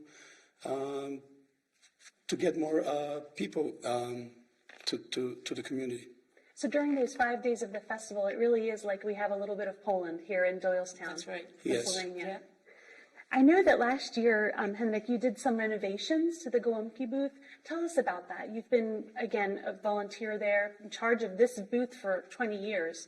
So what were the upgrades and why did you do them? Yes, I'm the captain of the booth, but I have very good friends which help me to run that booth, because just me and my wife will not be able to do everything. But two of my friends, Adam Chrzanowski and Norbert Bienkowski, they actually renovate almost inside and out with new materials, which makes the booth look much, much better, and it's much, much easier to clean, keep everything nice and clean. So, when we serve the food, we not have to worry, everything is clean and ready to serve. And it's easy to clean. And it's easy to clean. And we can have more fun. That's Nice. More time for us. To listen to disco polo That's music. right. And one last question. Many people don't realize this, but the festival is over 5 days, but the volunteers, especially the booth captains, do a lot of work ahead of time. Can you describe to us some of the work that's involved in preparing a booth for the festival? It's a lot of work, but we enjoy it. And we have to clean, we have to set everything up, paint, but we enjoy it because we get together, we have fun, and that makes us feel so good that we can, do something good. And makes kind of competition, like between the other booths, which booth looks better. And, See, behind the scenes, we didn't know this. Okay. That's right. Okay. And Agnieszka, how about your booth? Our booth, we come in and before the festival, we trying to prepare. We're trying to help out to prepare. Some people, they might not realize, but those volunteers that they're coming here for so many years, they come in a few weeks before and we're trying to prepare, I know they were talking about our booths, which we're calling our booths. Yes, yes. But we try to help prepare the whole festival. The goal is for the festival to run smoothly and look better every year. Each year. It's became like part of us to maybe make this as our festival. That's right, yeah. And it's fun. It's hard work, but it's also fun. Worth it. It's worth it. Yeah. Well, thank you so much on behalf of the festival committee and all of the guests who come and enjoy the festival. Thank you. Thank you for all of your hard work, for your volunteering, and thank you for joining us today. Thank you so much. Thank you. We're here with some of our longtime dedicated Corps of volunteers from the Polish-American Festival.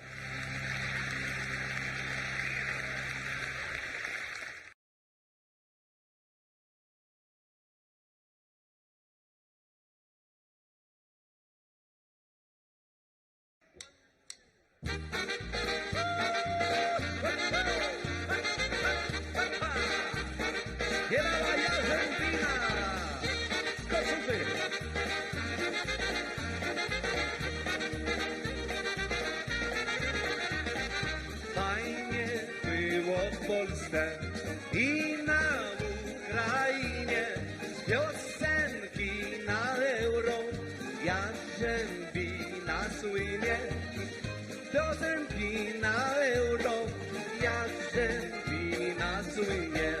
Próbowali wszyscy, sławni i uczeni, piosenkę na euro, która naród zmieni.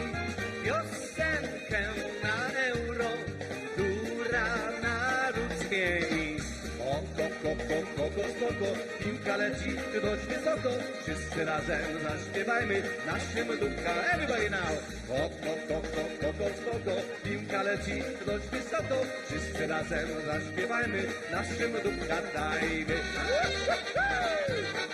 Ale ładna!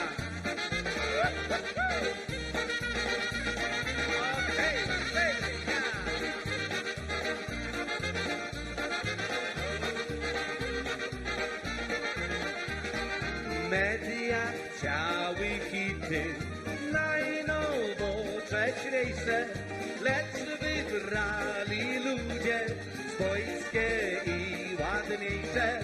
Lecz wybrali ludzie swojskie i ładniejsze. Pamiętacie, chłopcy, jak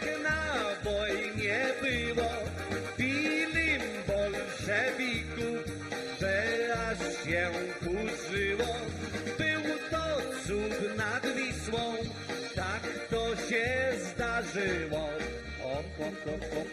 Spoko, piłka leci dość wysoko, wszyscy razem zaśpiewajmy, naszym dupka dajmy.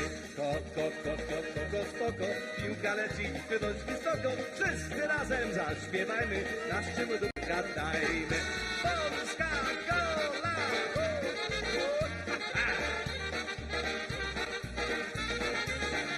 Ale chłopaki gadają, smarujcie!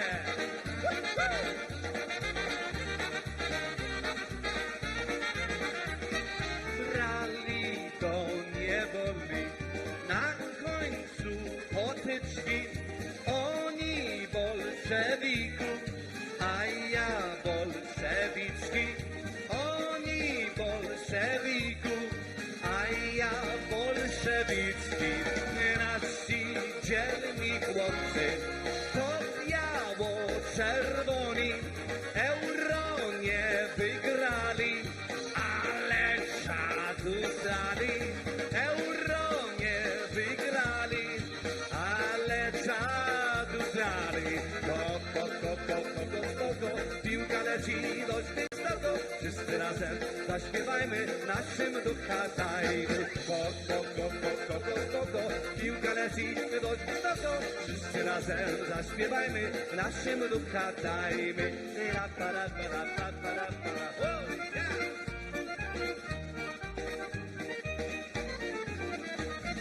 Polska gola! Biało-czerwoni! Jarzębina i Górale!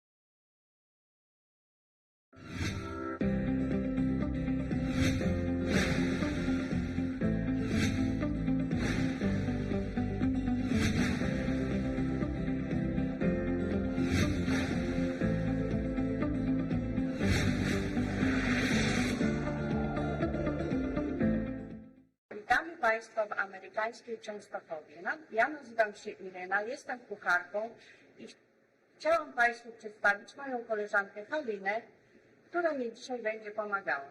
Hello, my name is Halina, and this is Irene, and we're going to show you how to prepare stuffed cabbage today.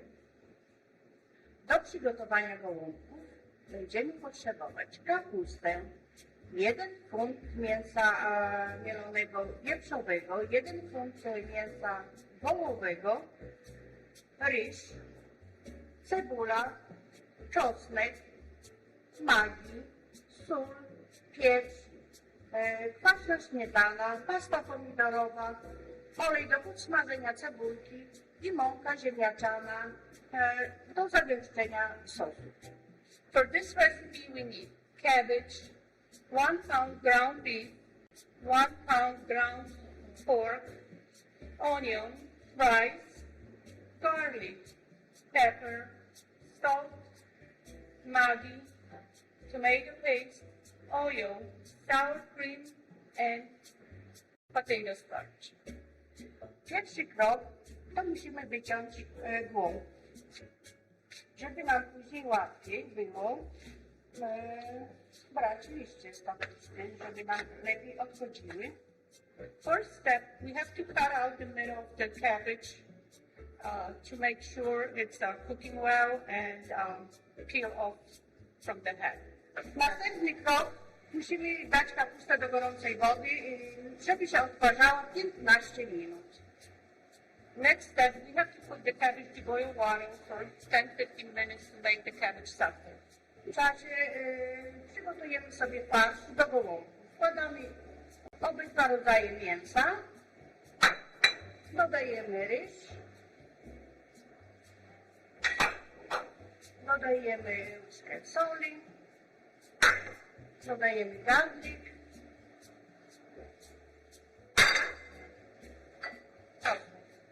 pieprz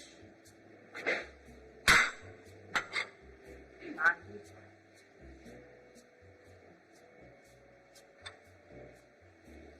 Now we're going to prepare the meat. We're going to put the meat inside with rice, onion, garlic, maggi, pepper, and then we're going to mix together. Teraz czekamy na odparzone liście z kapusty. Now we're waiting for the leaf from the cabbage to put the meat inside. Następnie mamy już odparzone listki z kapusty. Teraz musimy poodcinać te grubsze żyłki w kapuście, które są. Szybciej nam się ugotują gołąbki, będzie lepiej nam zabijać. Next step, we have the cabbage leaves already steamed, and we're going to cut the stem of the cabbage to taste better with not the heart of the pork, plus they're going to be easy to roll. Teraz, Halinka, możesz mi pomóc poobcinać te, a ja będę zabijać gołąbki. Now we're going to roll the stuffed cabbage. Put the meat inside. Go over with the cabbage.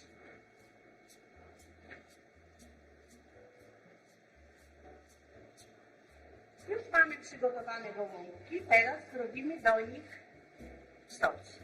Bierzemy pastę pomidorową. Jak ktoś chce, może dać świeże pomidory zrobić, smażyć. Ale my mamy pastę, czujemy troszkę wody.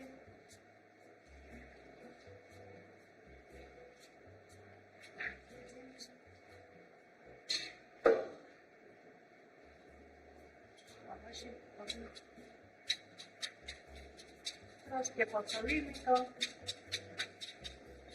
a później, jak się ugotują gołąbki, zaprawimy to mąką ziemniaczaną z wodą zimną. Have the stuffed cabbage ready, and we're going to prepare the sauce for the stuffed cabbage. We're going to put hot water in it, and we're going to add it tomato paste. We're going to mix it together, and we're going to cover the stuffed cabbage. Stawiamy do piecu. Mamy już gotowe zalane gołąbki sosem. Stawiamy na 1 godzinę na 350 stopni Fahrenheita. Now we're going to put the stuffed cabbage to the oven for 350 for 1 hour.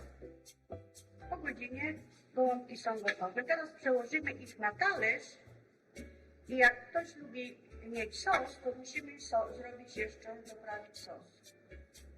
After 1 hour, the stuffed cabbage is ready, and we're going to put the stuffed cabbage on a plate, and then we're going to prepare thicker sauce for the stuffed cabbage, if somebody like it or not. I teraz mamy już gotowy sos. Polewamy na gołąbki troszeczkę naszym sosem. Now the sauce is ready, and we're putting on over the stuffed cabbage. Thank you for letting us share our food. We hope you enjoy our stuffed cabbage. We'd like to invite you to our cafeteria every Sunday to try Polish food. Mam nadzieję, że udało nam przekonać się Państwa do przygotowania gołąbków i jak widzieliście, wcale to nie jest takie trudne. Może nawet przygotujecie z tego przepisu, a na koniec życzę smacznego i zapraszam do kafeterii w amerykańskiej Częstochowie w każdą niedzielę. Dziękuję bardzo.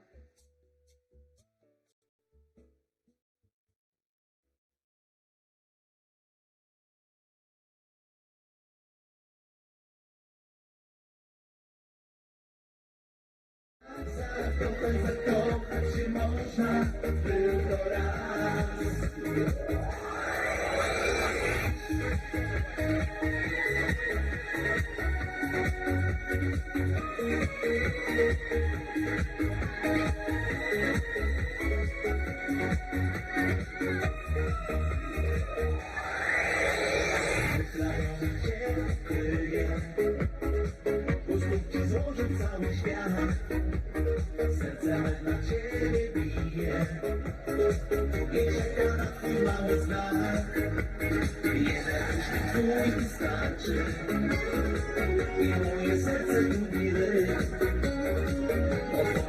miłość będę walczył, o miłość walczyć to nie wstyd. Przez Twe oczy zielone oszalałem. Gwiazdy chyba tym oczom oddały cały blask. A ja serce miłości spragnione Ci oddałem. Tak zakochać się można tylko raz. Przez Twe oczy zielone oszalałem. Gwiazdy chyba tym oczom oddały cały blask. A ja serce miłości spragnione Ci oddałem. Tak zakochać się można tylko raz.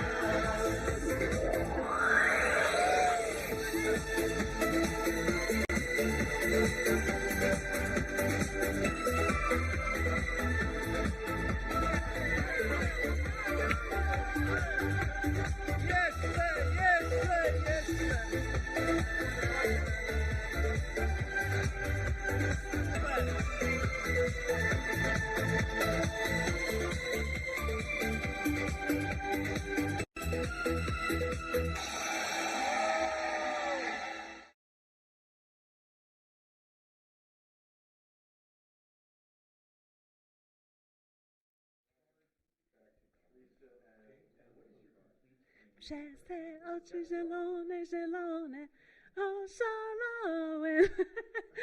That disco polo music, I love it. I love it. I know that a lot of people are trying to get onto the phone, and we are so grateful that we have such a positive response to the telethon tonight.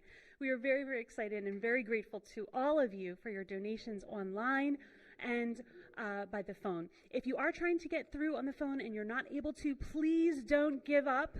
Our phones are busy right now, but we do ask you to please give us a call again in a little bit once the lines open up, or you can go to our website, www.polishamericanfestival.org, and you can donate safely online as well. But please don't give up. The phone number is 215-345-0600, and once again, give us a call in a few minutes. Try again. The phones are very busy now, but again, don't give up. I wanted to also extend thanks to those who have donated. I'd like to read their names on the air because I think it's so nice when people hear their names. And we are so thrilled to be able to express our gratitude. So thank you. I wanted to extend special thanks to the Maria Skłodowska-Curie Professional Women's Association. The president is Maria Bielska. So thank you so much to the Marie Curie Skłodowska-Curie Professional Women's Association. We also have some more donations that we would like to recognize. And the first one is Marlene Andre from Orlando, Florida. Irena Bajalevich from Union, New Jersey. Lydia Banek from Vineland, New Jersey. Jane Borowski, Lavalette, New Jersey. John and Sophie Brusko from Quakertown, PA. Sam and Anne-Marie Cesare from Doylestown, PA. Patricia M. Devine from New Hope. Alicia Duchnowska, Chestnut Hill, Massachusetts. Suzanne Eddowes from Doylestown, PA. Edward Yaslar from Freehold, New Jersey. Jean Joka from Philadelphia, PA. Joan Capitan from Merritt Island, Florida. Constance Keys from Doylestown. Al Kaprusky from Stamford, Connecticut, and Dolores Labrum from Newtown, Pennsylvania. Once again, sincere thanks to all of you for your donations. We are very, very grateful for such a positive response to our telethon and virtual festival. I hope that you're enjoying yourselves, because we certainly are here at the Shrine. At our festival, we have live entertainment on 2 stages. We typically feature music from the nation's top polka recording artists, as well as disco polo and other genres of music as well. Now, dancing at home, in the kitchen, or in the living room is allowed. No one's watching, so have fun. Now, I know that some people are hosting Labor Day parties and watching our virtual festival as a group. A shout out to all of you at home watching your virtual watch parties. A shout out especially to Natalika Stash and Genevieve Valanin of Bethesda, Maryland, to Nola and Josie Saliento of Quakertown, and to Magda Jacques and Michelle and Johnny Graham of Warminster. We know you're watching. Let's see if we can make the next hour our best hour of fundraising. The phone number, once again, 215-345-0600, or go online, www.festival.org. And let me share with you again the premiums, some really cool thank you tokens of our appreciation. For donations of $50 to $99, a Polish keychain to share your Polish pride. For donations of $100 to $149, donors can select either the festival bottle opener featuring our new logo. Isn't it cute? Little Polish dancers. Or the book of the stained glass windows from here at the shrine. Our beautiful shrine has stained glass, and this is a book showing all of those depictions on the stained glass. For $150 to $249, a DVD of the shrine documentary. And for $250 or more, we have this beautiful replication of the shrine of the Our Lady of Częstochowa icon, made exclusively for our Doylestown shrine.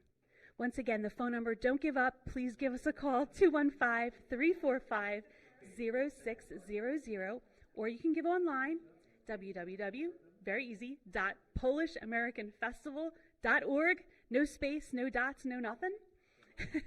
And yes, we are still having the sweepstakes this year, and you can purchase sweepstakes tickets on the phone and online.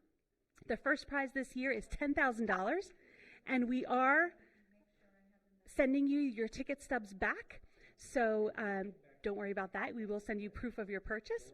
The sweepstakes tickets, once again, can be purchased online now or on the phone now as well. Zapraszamy do uczestnictwa w tegorocznej loterii.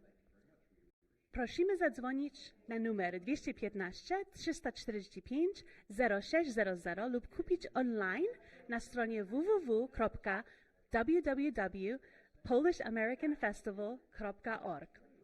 The shrine is a beloved place for so many individuals and families. Several different groups of young people call the shrine their spiritual home, including a homeschooling cooperative led by Liz Parrish. You'll meet some of those groups in the next segment. The first interview will feature 4 members of Our Lady of Częstochowa youth group. They will tell us a little bit about their trip to Poland for Pauline Youth Days. We will also enjoy a performance by the Polish scouting organization Harcerstwo.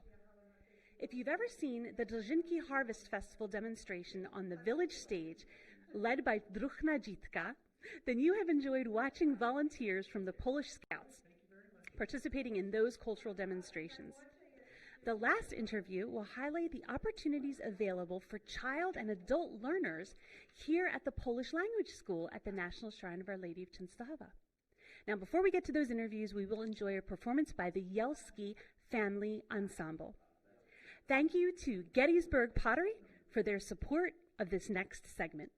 Don't forget to give us a call and make your donation, 215-345-0600. Dziękujemy I zapraszamy.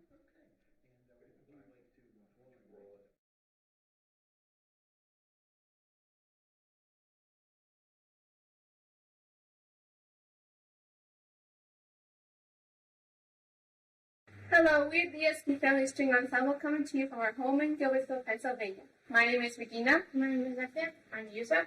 My name is Anya. My name is James. We will be playing for you Beautiful.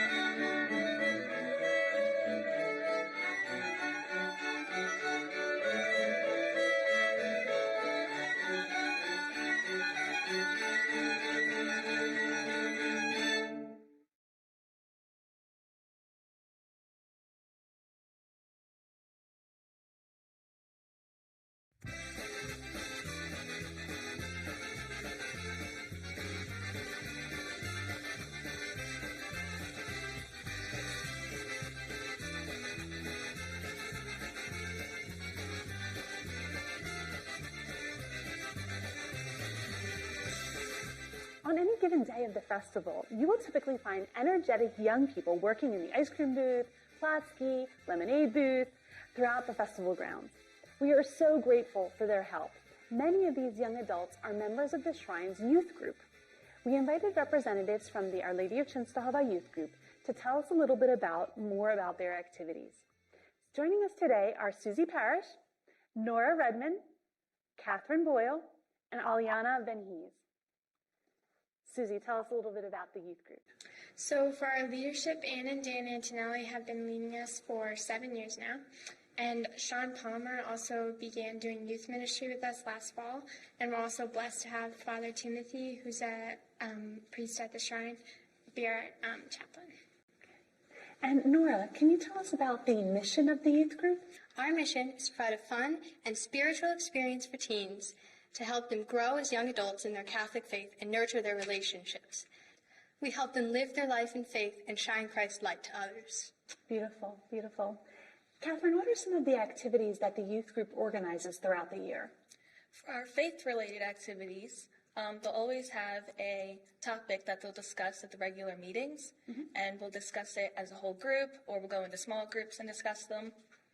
And also what I like is they'll have a day in Advent and Lent called a Day of Recollection, where there'll be adoration and confession, and then they'll also set up different stations where each kid can go to each station and do different spiritual activities.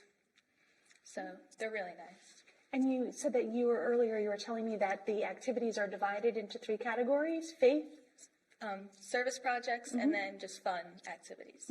So can you tell us a little bit about the service projects and the fun activities? Well, the last service project that we did was a holiday food drive, where at one meeting we each designed a poster to hang around the shrine advertising. And we definitely did get a good amount. We got like 2 baskets full. We all got together and sorted it out. Beautiful, beautiful. And what are some of the social activities that you do? For the social, we have games, volleyball, campfires, bonfires, and movie nights. And we've also gone hiking, which I like. Wonderful. Susie, how many people are in the youth group? It's around 15 or 20. 15 or 20 people. Wonderful. Sounds like a lot of fun. I understand that several members of your group traveled to Poland last summer to participate in the Pauline Youth Days. Can you tell us a little bit about your trip, Aliana? Yes, it was just an amazing experience, spiritually, but also like learning the culture and the history. So we always started the day with daily mass at different churches depending on where we were that day. We went hiking. We saw, we had mass at Our Lady of Częstochowa in Poland, which was a magnificent experience. And so at Pauline Youth Days, we had daily mass and always did Liturgy of the Hours and adoration. We had a Bible study where we discussed, they gave us passages which we read, discussed, and also reflections. And every day there was a talk about the theme. And in the evenings we had a bonfire and cooked food and just, laughed, played, and sung songs and danced with a bunch of kids we met. You met a lot of young people in Poland, Polish young people. Yes. Good. Susie, tell us about some of the other places that you visited in Poland. So I understand that you went to the Our Lady of Częstochowa, Jasna Góra. So we also went to the Divine Mercy Shrine, which was really beautiful. Like Aliana said, we went to the Tatra Mountains and Zakopane. And we went to the city in Krakow as well, which is really nice. And what was it like, girls, to visit the original shrine of Our Lady of Częstochowa in Poland? It was just amazing. Like, you can almost feel like Our Lady's presence at the shrine. And you got to celebrate Holy Mass there in front of the original icon? Yes. There was just, you could feel like happiness and joy and just like in the area. And I bet it was a fun experience to be there with the other Polish youth. And were there also youth from other countries or just the U.S.? At Poland Youth Days, I met a girl who was from Germany, so it was probably like various countries around Poland, and then it was us. Mm-hmm. So would you go back to Poland? Yes. Yeah, definitely. In a heartbeat? Definitely. Yeah. And do you feel like there's a little bit of Poland here at the shrine? Yes. Do you feel like a connection, right? Mm-hmm. Wonderful, wonderful. So if someone is interested in joining the youth group, what would you recommend that they do? I understand that you're always looking for new members, yeah? So we have an information page on the Shrine website, and they can also contact the office, Father Timothy, they can call. We meet 2 times a month on Fridays in Wazinski Hall at 7 p.m. Okay, wonderful. So please give us a call at 215-345-0600 or the Shrine's website. Congratulations, you're such beautiful examples of young Catholic youth. I'm so proud of the activities that you're involved in, the service, the faith, and the social activities. Really, congratulations and thank you on behalf of the festival for all of your support and all of your volunteering during the festival. We wish you God's blessings, and we hope that the youth group continues to thrive. And we wish you all the best. Thank you for joining us here today. Thank you. Thank you.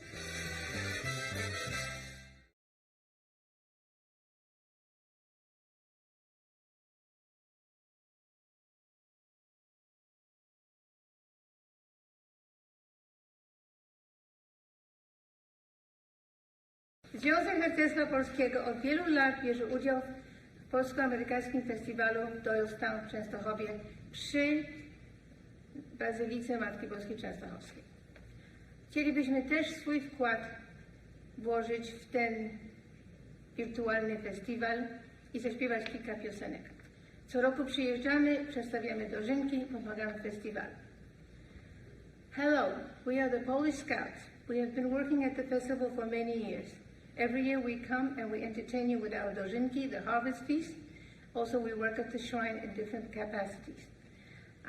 We would like to sing a few songs just to make sure that we also are included in the virtual festival. Thank you. We'll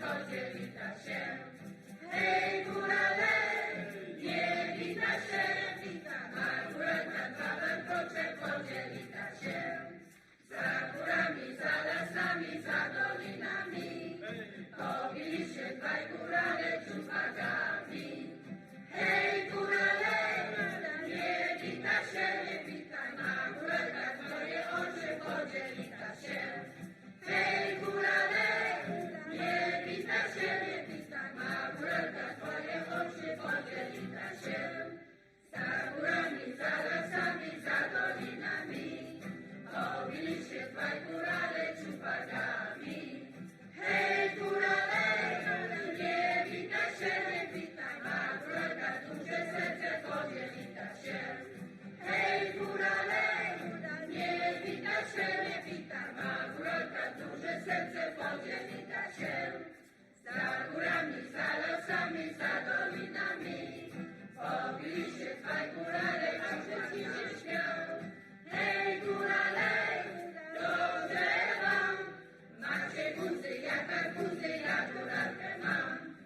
Hej, górale, dobrze wam, macie guzy jak arbuzy, ja góralkę mam.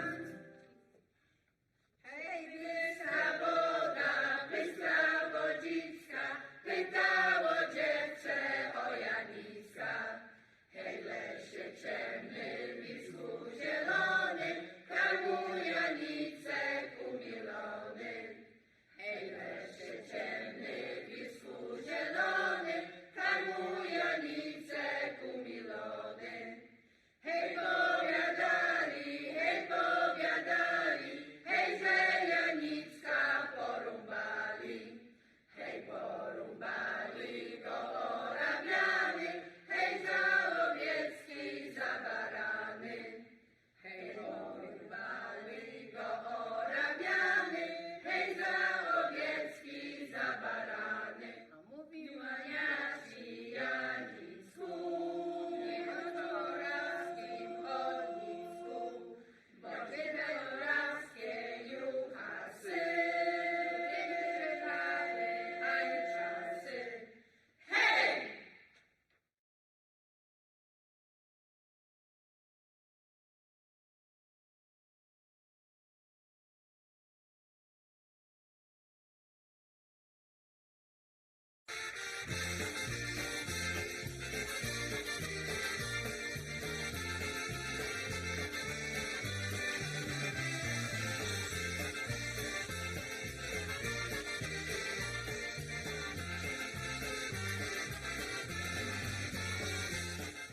Hi, I'm Catherine Metz, and I'm here with the Polish Language American School.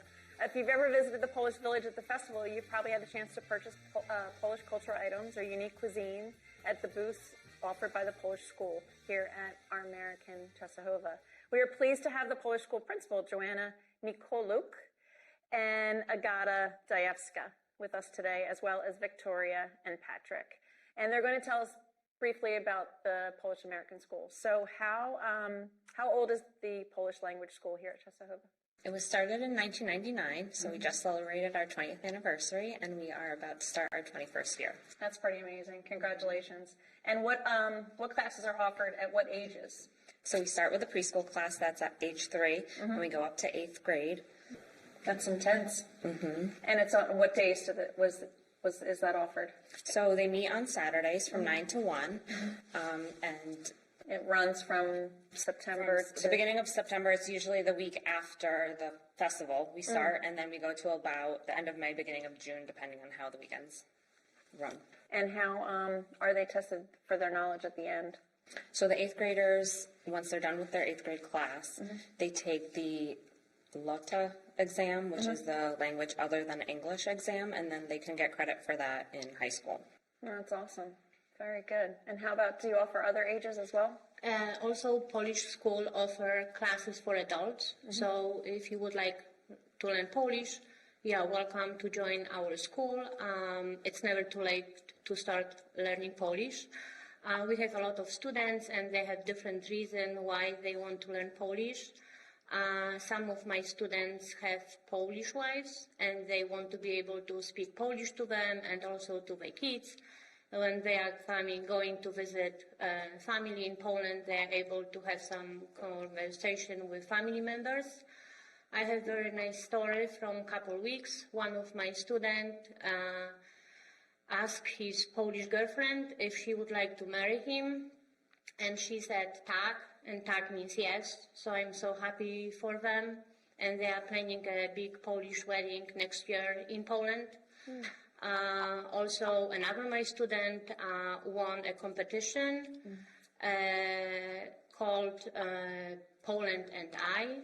And as a prize, last summer she went to Poland and she spent 2 weeks in Kraków, and she was able to take Polish classes and also, discover Poland. So it's a lot of fun.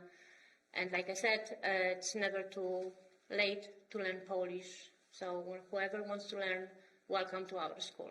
That's awesome. That leads into my next question then. So they're really immersed into the language. So they're not only immersed into the language, but they're also immersed into the history and the culture. Yes.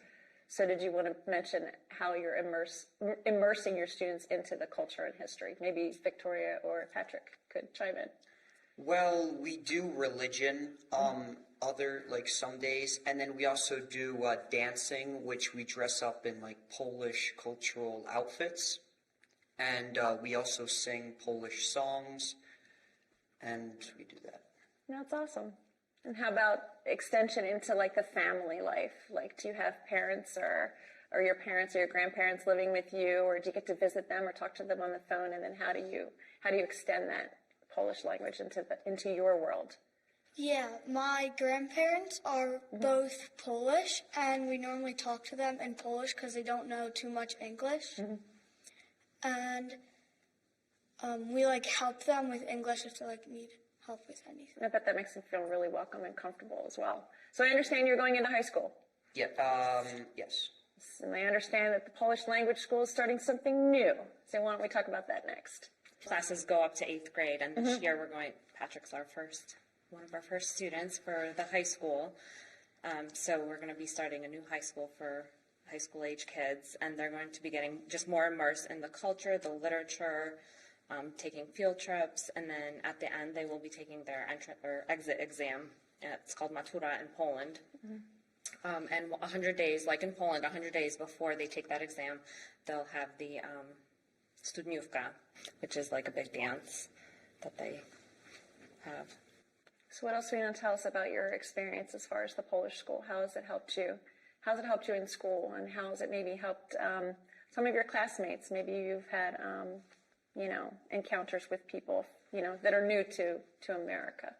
Well, for example, in my school, there was a new student that came directly from Poland, and he was part of ESL, English Second Language, so sometimes he also had problems with what the teacher was saying, so I could translate like English to Polish, and it was very helpful, and it showed how much learning a different language can help in the real world. And it probably made him feel really special too to have that connection with you, and made him feel even more comfortable, I'm sure. So, how about with your parents and the importance of how do you foresee yourself being a role model for others, I guess? Well, because both of our parents are from Poland, I guess being a role model is, for example, if I have kids, I'd want them to learn Polish, and I feel like it would be great. I just want to follow in my parents' footsteps, because I know that if we ever go to Poland and my kids go to Poland, they won't have trouble like I don't have any trouble. So, you may or may not know this, but my in-laws are Polish, and so I've been married to my husband for almost 25 years. It'll be 25 years in October. So we took a trip to Poland 2 summers ago, and funny that you say that, Patrick, because the people that were on the trip with us, on the pilgrimage with us, they're like, okay, Andrew, go talk to so-and-so, because we want to get them, they're saying that it's this amount, but we want to get them to this amount. Can you help us, because you're there, you're experiencing it, and you're teaching others at the same time. So that's a wonderful thing, and I bet you'll remember that person from your elementary school, your 8th grade year, and if not, make a long-term connection with that person. So that's awesome. Did anybody want to say anything else before we end our segment on our Polish language school here at the Shrine? At school, kids likes to play together, and also they got a lot of friendship. I know Patrick and Victoria just came from vacation yesterday, and they spent time with friends from Polish school. So we are not only school, but also we are almost like friends and family. They spend time also together after school, not only during the school. So it's a lot of fun, and welcome everyone to Polish school and join us. Thank you for sharing that with us, and thank you for enlightening us and experiencing this wonderful culture. So with that being said, is there something that you could teach me quickly before our segment ends that I could possibly use for So wow, my in-laws. Yes. Oh. Then, so when they are leaving Yes. and you had a great time with them, you can say do zobaczenia. Do zobaczenia. Means like see you soon. Do zobaczenia. Do zobaczenia. Great. So with that, we'll end our segment for today. Do zobaczenia. Everyone, take care.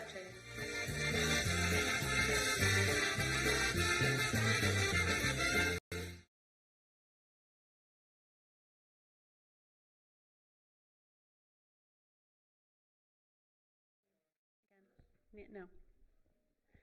Welcome to the 2020 Polish-American Virtual Festival, live streaming from the National Shrine of Our Lady of Częstochowa in Doylestown, Pennsylvania. We extend a special welcome to all of our listeners on Holy Spirit Radio, Radio Rampa, and WALN Cable Digital Radio. Thank you for joining us. As you know, we are unable to meet in person at the shrine, as is our tradition over Labor Day weekend. But we are so grateful for the opportunity to connect with all of you in this way and to raise some much-needed funds for our beloved shrine. If you haven't already done so, please give us a call at 215-345-0600 to make a donation, or you can go online at www.polishamericanfestival.org. Our premiums tonight: for a donation of $50 to $99, you will receive this Polish keychain to share your Polish pride. For donations of $100 to $149, donors can choose between our fancy schmancy bottle opener with our new festival logo on it. It's pretty cool, actually. And also a wonderful book featuring the stained glass windows here at the shrine. For $150 to $249, our DVD of the Shrine documentary. And for $250 or more, our beloved icon, this beautiful picture of Our Lady of Częstochowa, specially designed and produced exclusively for our Doylestown Shrine. The phone number, once again, is 215-345-0600, or you can give online at www.polishamericanfestival.org. The festival sweepstakes is also taking place this year. It's always an exciting feature of our annual event. This year, the grand prize is $10,000 in cash. Who couldn't use $10,000, right? Sweepstakes tickets can be purchased by calling now, 215-345-0600. Our volunteers are standing by. You can also purchase online at www.polishamericanfestival.org. Zapraszamy do uczestnictwa w tegorocznej loterii. Prosimy zadzwonić pod numerem 215 345 0600 lub kupić online na stronie www.polishamericanfestival.org. Ladies and gentlemen, if you have ever visited us during the second weekend of the festival, on the second Sunday, you will have seen the band performing in our next segment. I am not going to lie, I am a huge fan of the string band tradition here in Philadelphia because my dad, Walt, was a mummer and a member of the upcoming band for 13 years. A great group of musicians who have been performing at our festival for decades. They carry on the tradition of their founder, Joseph Jankowski, and proudly carry the name Polish-American String Band since 1933. Did you know that the band performed in a private audience in Rome for Saint Pope John Paul II, our beloved Polish Pope? Paul Malik and I visited the band at their clubhouse in the Port Richmond section of Philadelphia and recorded an exclusive concert just for you. This next segment will also highlight how volunteering at the festival is a family affair. We'll hear from some more of our longtime volunteers, the captains of the Płatki and grilled kielbasa booths. The segment will conclude with a beautiful performance by Philadelphia's own PKM Polish Folk Dance Ensemble. Give us a call to make your donation large or small at 215-345-0600. Now, you may have heard that the Mummers Day Parade has been canceled. That's the annual New Year's Day Parade in Philadelphia. It's been canceled this year. But that doesn't mean that I can't do the Mummers Strut with my red and white umbrella. So let's hear from the Polish-American String Band. Take it away, gentlemen.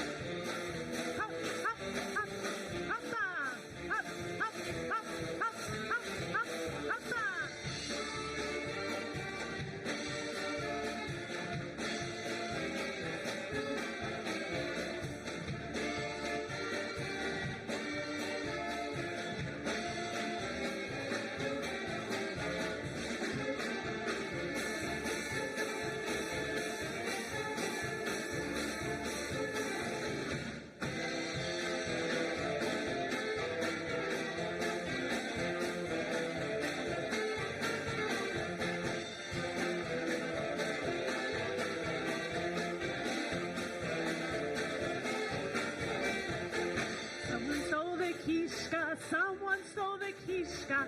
Someone stole the kishka from the butcher shop. Who stole the kishka? Who stole the kishka? Who stole the kishka from the butcher shop? Who stole the kishka? Who stole the kishka? Who stole the kishka from the butcher shop? You can take my shinka, take my fine kielbasa. You can take my pierogi, but bring me back that kishka. Who stole the kishka? Who stole the kishka? Who stole the kishka from the butcher shop? Who stole the kishka? Who stole the kishka? Who stole the kishka? Please bring it back. Hop, hop, hop, hop, hop, hop, hop, hop, hop, hop, hop, hop, hop, hop, hop, hop.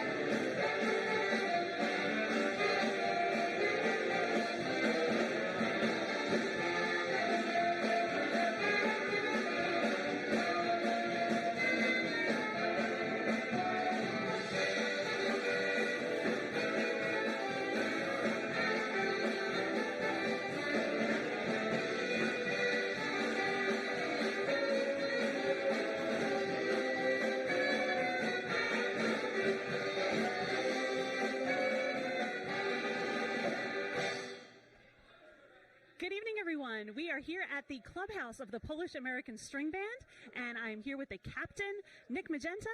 Nick, thanks for having us tonight. Thanks for having us as well. And we're going to interview Nick, ask him a couple questions. Nick, how long have you been a member of Polish-American? I've been a member, this will be 19 years. I've actually paraded a few more years prior to that, but officially joined the band 19 years ago.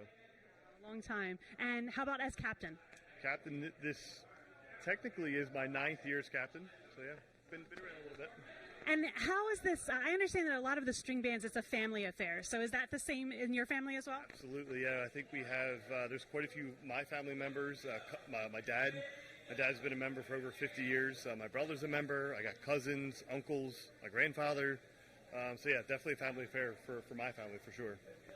And the Polish-American String Band has been coming to the Polish-American Festival at Częstochowa for many, many years. What does the festival mean to PASB? Yeah, I mean, it's tradition.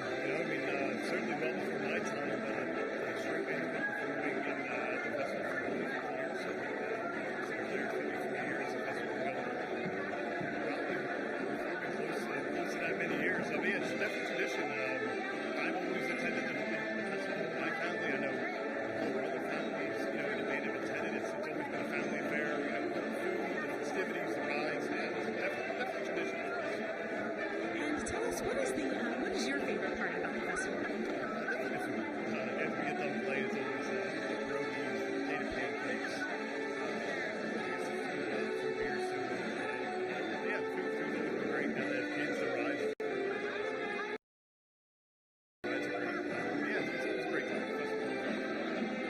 Couldn't imagine a Polish-American festival without the Polish-American String Band. So we are thrilled that they agreed to do this special feature for us.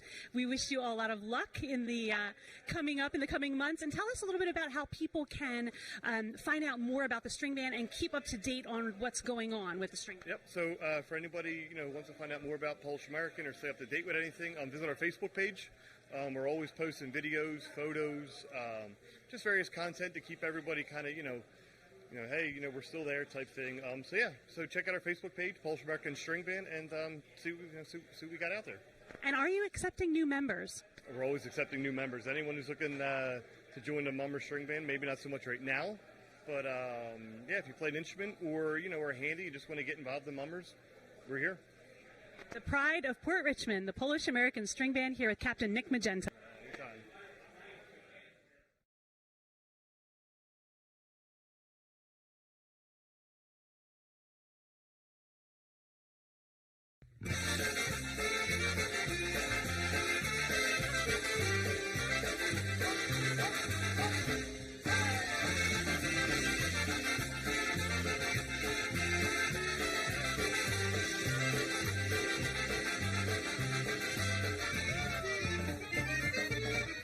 Polish-American Family Festival and Country Fair is organized and run by an extremely dedicated core of volunteers, including a festival committee that meets monthly throughout the year. I am excited to introduce you today to some very special individuals, and by special, I mean that they are truly unique to sacrifice so much time, energy, and effort to such a large undertaking as the festival. Joining me today are Liz and Scott Parrish and their son Danny, and Jeff Brooks. So in the Plotsky booth, it's a family affair. Scott and his wife Liz and their 8 children can be found preparing potato pancakes, Plotsky, during the festival. Liz, how important is it to you that your children are involved with the festival? It's very important. And actually, we feel that service is a great, vital component to our faith. And it actually brings us great joy. And in working the festival throughout all these years, it's an easy way to weave that into our family. We've been doing it 17 years now, and the kids love it. They've actually balked on occasion to not go on vacation because they would miss the festival. So we plan all our vacations around the festival. We absolutely love it. It's a great family time, and it just teaches them that you have to give back, and it's very easy to do for us because we love it here, and we all have a really fun time. And all the children have participated. They all really have. grown up working They've at the festival. grown up. We have pictures from when the kids were very little. Our oldest Andrew is 26 now, and he'll even come home. If he's home, he'll come and work the festival. All the girls have been here, and Danny here is our youngest, and he loves it too, right, Dan? Yeah, it's been really fun working at the festival all these years, and it's been really fun working in the plastic booth with my family and stuff. Mm-hmm. What is your favorite part? Working with all my friends and my family and stuff. And you did such a great job. So, Scott, a lot of people like potato pancakes, including me. And so you work in a very, very busy booth. So how do you keep everyone in line, and how do you keep the volunteers calm during that really busy time? Everyone does work very, very hard. I don't know. Everyone is just ready to pitch in. And when those waves of many, many customers come, everybody just works really hard. And there's no breaks until we've got folks fed. I would just talk about the volunteers for a second. It's so amazing.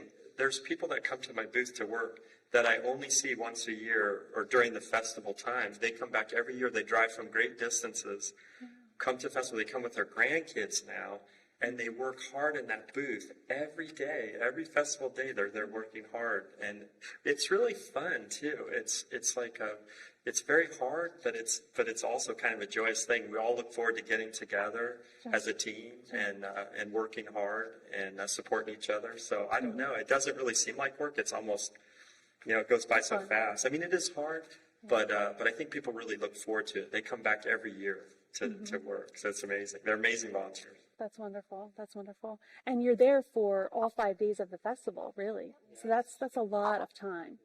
Now you have to solve for us a major question here, a dilemma: applesauce or sour cream on Plotsky? I like sour cream.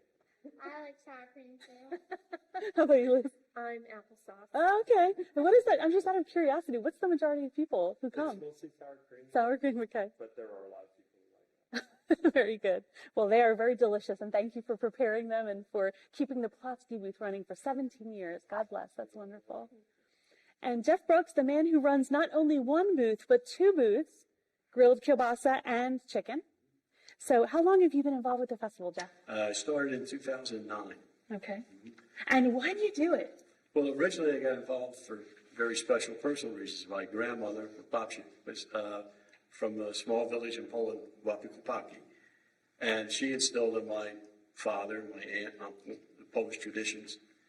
And I thought, well, as I got older, a unique way to connect with them and to honor them would be to get involved with a festival that connects people to Polish culture and tradition. Yeah. So it kind of went hand in hand. It seemed very logical. Just took me a while to get there.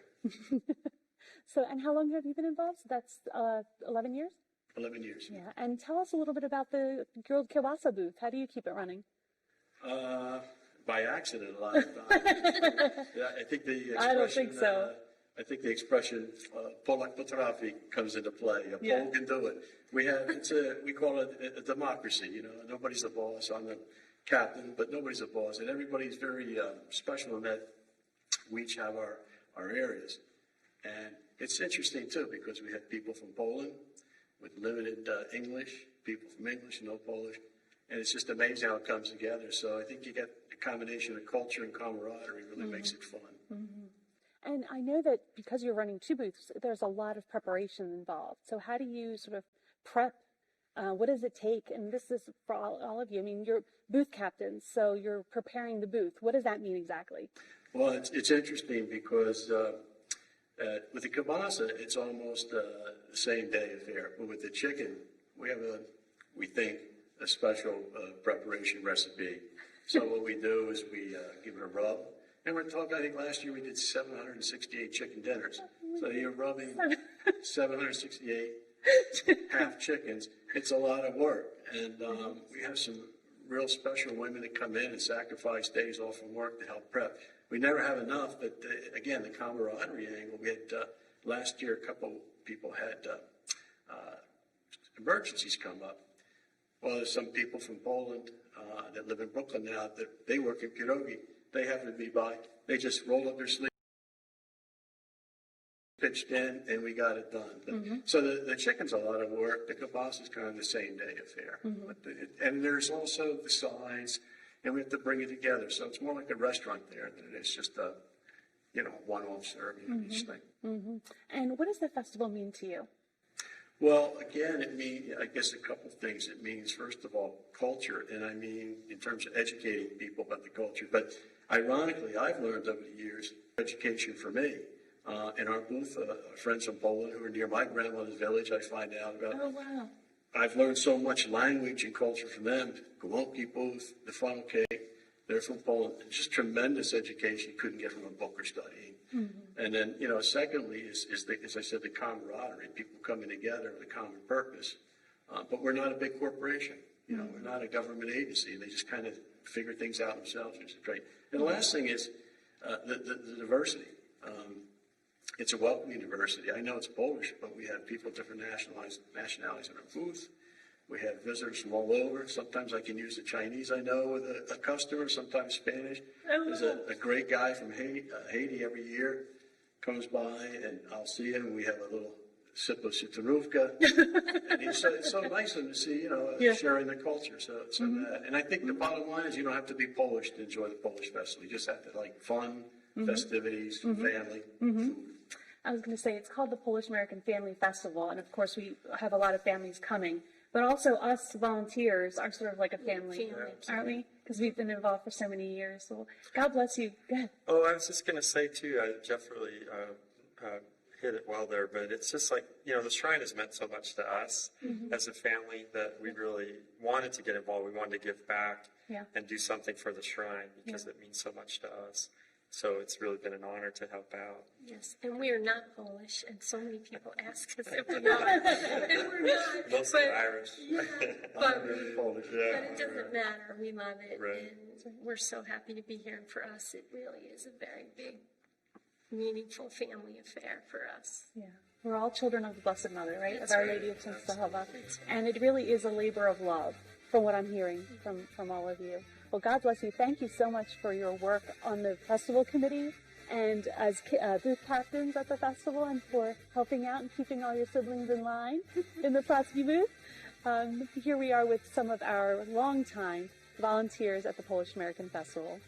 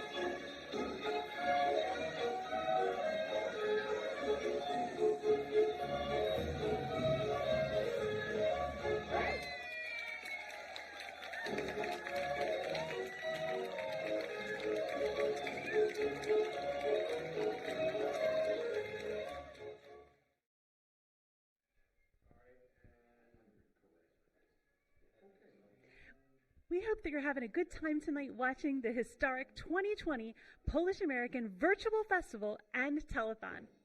We are delighted that you have decided to spend some time with us this evening, and we thank all those who have called or donated online. Your support is very, very much appreciated, and I'd like to share the names now of some of you who have donated either on the phone or online. Józef and Zosza Lipkowski from Brooklyn, New York, Annette and Thomas McCool, Doylestown, PA, Joseph Mikołajczyk, Bridgeport, PA, Phyllis Morgan, Irwin, PA, Elżbieta Nowak-Platek, Brooklyn, New York, Angelo Palazzo, North Hollywood, California, Bernard and Shirley Petro, Mannequin Sabat, Virginia, John and Helen Ras, Elmont, New York, Zbyszek and Marysza Rejak from Philadelphia, PA, Nick and Jeannie Saponara from Horsham, Teresa Timko from Wall Township, New Jersey, Jan and Tom Walker of Doylestown, PA, Teresa Voss from Clifton, New Jersey, and Genovefa Wozniak, Brooklyn, New York. We also have Mike Kinezik and Carmela from Lansdale, Druhna Bożenka Buda from Silver Spring, Maryland, Teresa Romanowski from Philadelphia, PA, Józef Lipkowski, Dale Meyer, Janet and Steve Kazmierczak, in memory of the deceased members of the Kazmierczak and Przemilski families. We'd like to give a shout out also to Anthony Polash out there in Lancaster, PA. Thanks for tuning in. Also to Krysza Volanin, we know you're watching. Also, I wanted to give a shout out to the Saturnus family over here in Chalfont. I know you're holding a watch party, so thank you so much for tuning in. If you haven't had a chance yet to donate, there's still time. Please give us a call at 215-345-0600 and make a donation right now. Our volunteers are standing by. Or you can make a donation safely online at PolishAmericanFestival.org. Our premiums tonight, once again, for donations of $50 to $99, we have this wonderful I Love Polska keychain. You can keep your keys safe and also share your Polish pride. For donations of $100 to $149, you can receive either our bottle opener with the festival logo on it, which is really cool. This is the new logo, or a wonderful book about the stained glass windows here at the shrine. For $150 to $249, a DVD of the shrine documentary. This features the history of the shrine and all of the beautiful events that have taken place over the many years here at our beautiful National Shrine of Our Lady of Częstochowa. And for $250 or more, this beautiful icon, the icon picture of Our Lady of Częstochowa, which has been made exclusively for our Doylestown Shrine. The phone number, once again, 215-345-0600, or you can give online at www.PolishAmericanFestival.org. Now, some people have been asking about our sweepstakes tickets. They can also be purchased now on the phone at 215-345-0600, or buying them online at www.PolishAmericanFestival.org. Zapraszamy do uczestniczenia w tegorocznej loterii. Prosimy zadzwonić na numer 215 345 0600 lub kupić online na stronie www.polishamericanfestival.org. Polka music is happy music. I mean, can you really listen to polka music without tapping your toes and smiling? Well, our polka DJs bring us that great polka sound every week. We would like to thank the following polka DJs for promoting tonight's event. First, Polka Bill Fleming and Linda Fleming of the Polka Party on WRDV Radio in the Delaware Valley, Michael Blihash of the Polish American Radio Program, Happy Jack of WALN in Allentown. Polka Bill Fleming and his lovely wife Linda are not only polka DJs, they are also festival volunteers. For many, many years, Polka Bill served in the booths, on the festival committee, and as master of ceremonies here on the pavilion stage. He's also my mentor and a dear friend of our festival family. We hope that you enjoy a special segment on Polka Bill and Polka Radio. Can you imagine if we had a segment about polka radio but didn't include any polka music? Scandalous! No worries though, we've got you covered. We have some great numbers by Dynabrass coming up. We're going to round out this segment with another solo by shrine cantor Hope Laxon. And we'd like to thank Michael Colville for his sponsorship of this segment. If you've been waiting for the right moment to make your donation, now's the time. It couldn't be better.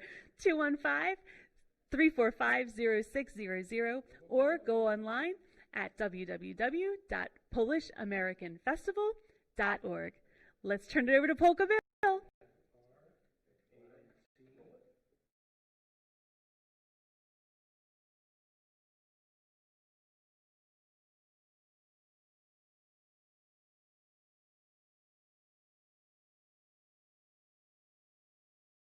So we are here with Bill and Linda Fleming, and we'd like to, first of all, thank you for being here with us today. Oh, you're welcome ever so much. I'm glad to be here. We wish that we would be at the festival at the Shrine today, but unfortunately we're not able to do the festival this year live. But we are here in WRDV studios at the radio station, and we'd like to interview you, Bill and Linda, for your long time involvement with the festival. So tell us, how long have you been involved with the Polish-American Festival at Częstochowa? Believe it or not, it's been 26 years. That's a long, long time of dedication. Tell us how you got involved with the festival. Well, I'm a little emotional about that because my good buddy Leon Furnell had passed away, and he was the one who introduced me to Częstochowa. And what I wound up doing at Częstochowa was being Leon's shadow. So everywhere Leon went, I went. And did you start on the stage as the MC? Oh, no, not at all. Leon specifically told me that I was to go and work at the booths. So the first booth I was working on was the... Pierogi? Yeah, okay, the pierogi booth. And the reason why that is because a lot of people always started out at the pierogi booth where there were lots of pierogis with onions or potatoes or sauerkraut, and it was so delicious, and how they made them and everything was really fabulous to understand what the going on was behind the scene. Did you get to taste test a couple of those pierogi too? Oh, I took some home. Are you kidding? So you have a lot of experience at the festival, not only with the entertainment, but also with the behind the scenes and the food production. So tell us, go ahead. Well, before we go on, I want you to know that I worked on other booths as well. We worked on what we call as the kielbasa booth, and that has grown in the way that it has been modernized.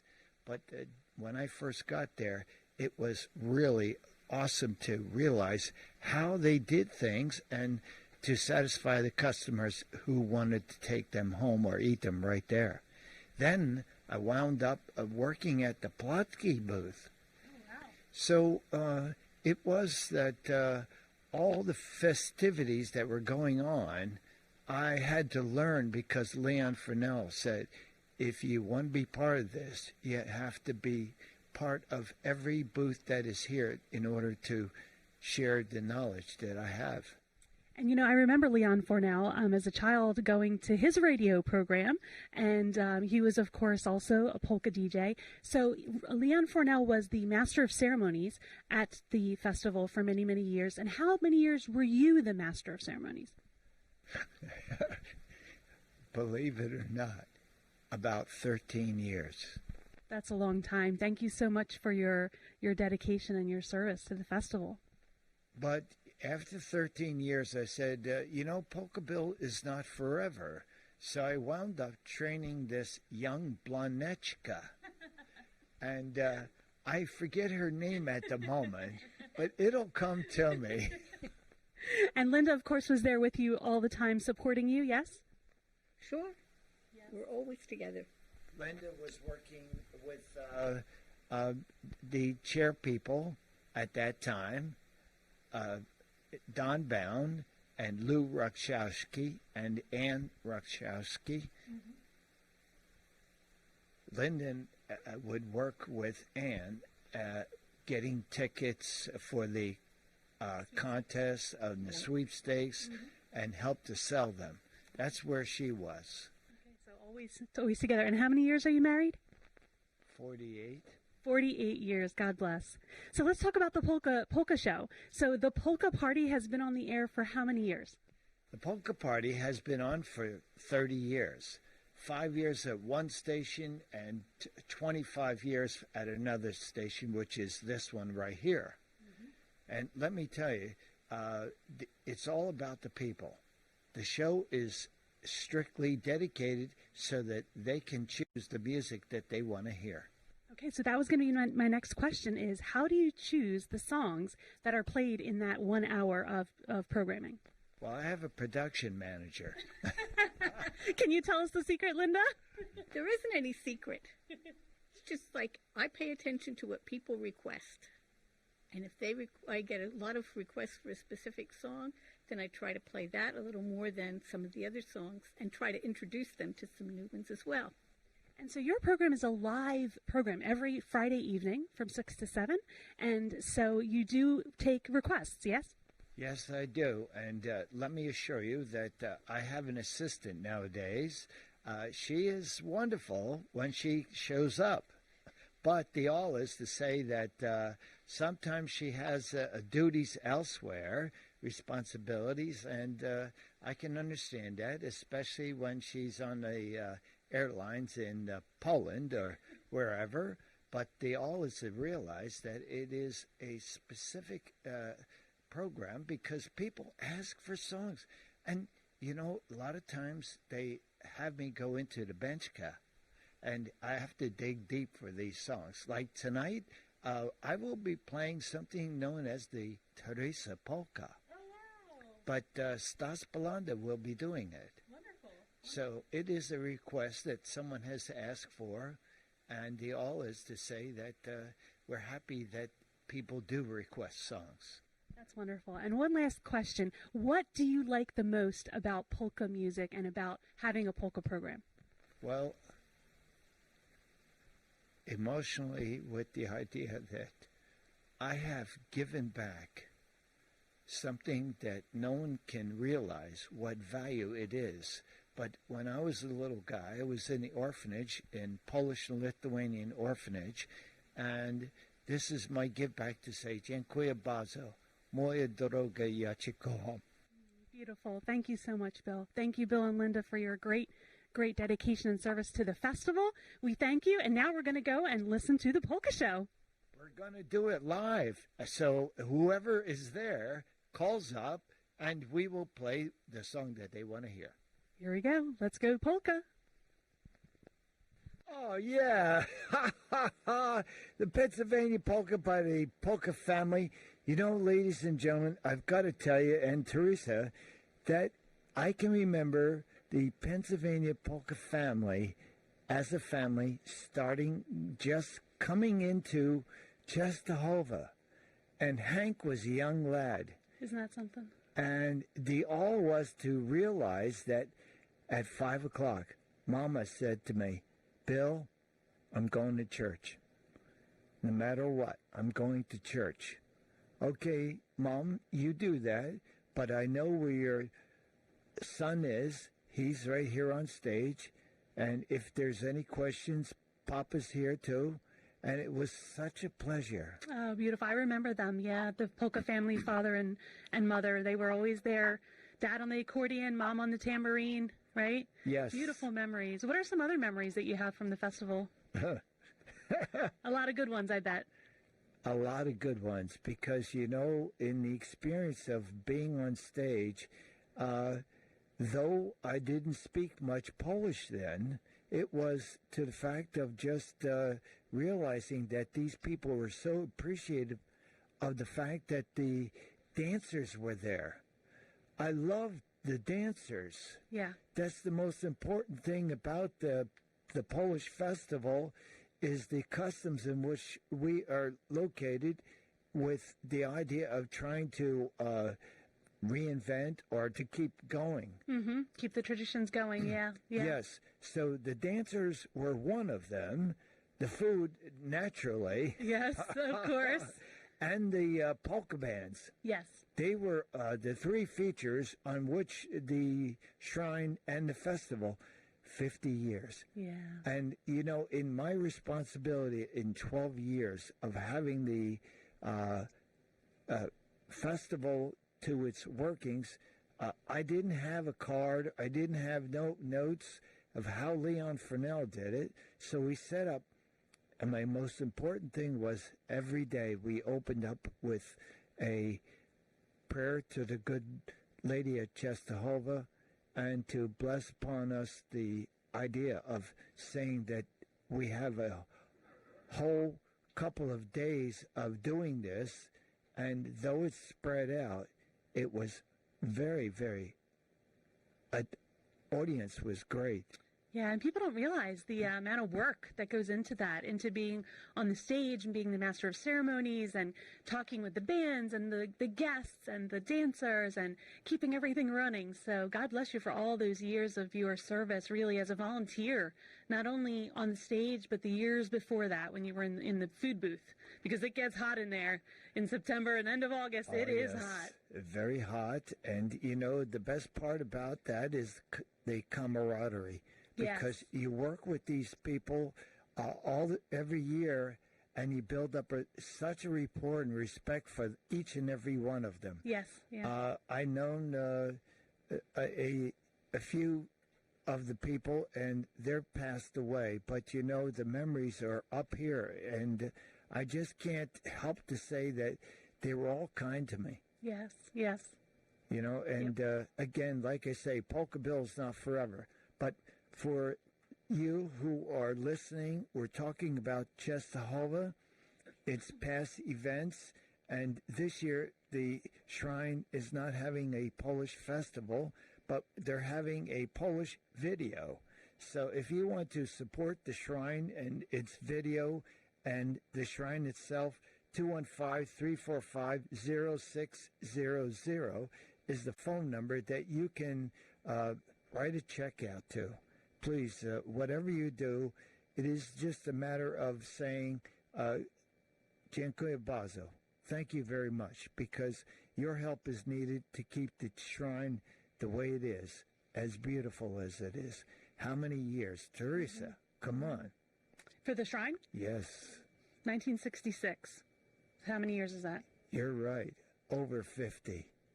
And they always say that to see the little chapel, oh gosh, everybody didn't realize that that's where it all started, was the first wooden, it was a barn, and they made it into a chapel, and it was quite overwhelming to see this happen. So with 54 that, years. Hi everybody, this is Polka Bill, and I want to say to each and every one of you, you know, it's like being on stage once again here at Czestochowa, appreciating the fact that you are out there in the audience. Well, it's not there, it's not happening this year, only because we're so sad because of the virus. And we want to protect you as well as us. So, if you want to be kind enough and encouraging you to call 215-345-0600, and you can make a donation to the National Shrine of Our Lady of Czestochowa. You know, your donation doesn't need explanation. You've been there. You've done it. You've seen it. And my all is to say to you, please give what you can, because we're reaching out saying thank you, thank you, thank you. That's all we can ever do. But just remember what it is that you are encouraging. Our Polish heritage, that's the way, because we have to keep it up and going, you know, for 50 years plus. That's what we have here at Czestochowa, and a camaraderie of young people as well as old people working.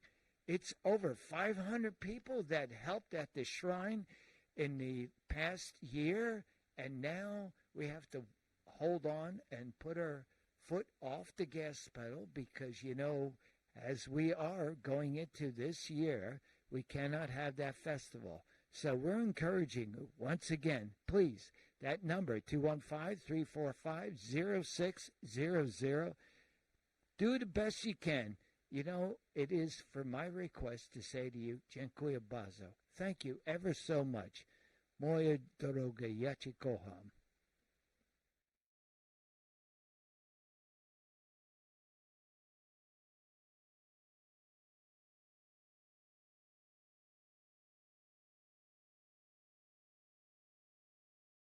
Let's have a party all night long, all night long. Polka music's going strong.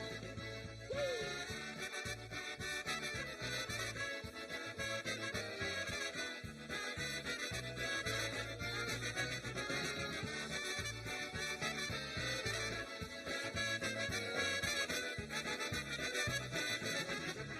Let's have a party all night long, all night long. Everyone can sing along, 'cause it's a good time all night long, all night long. Polka music's going strong, and you will see so many bands from across this big old land playing all your favorite songs. Tell your friends to sing along. Let's have a party all night long, all night long.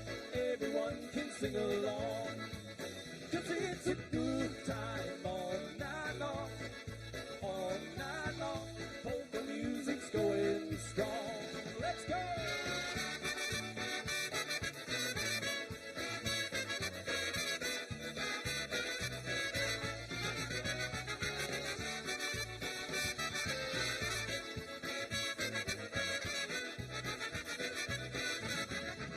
Let's have a party all night long, all night long.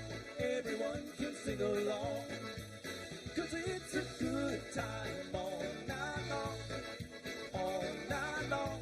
Polka music's going strong, and it's that rocking polka beat that's gonna sweep you off your feet. Well, there's nothing that compares.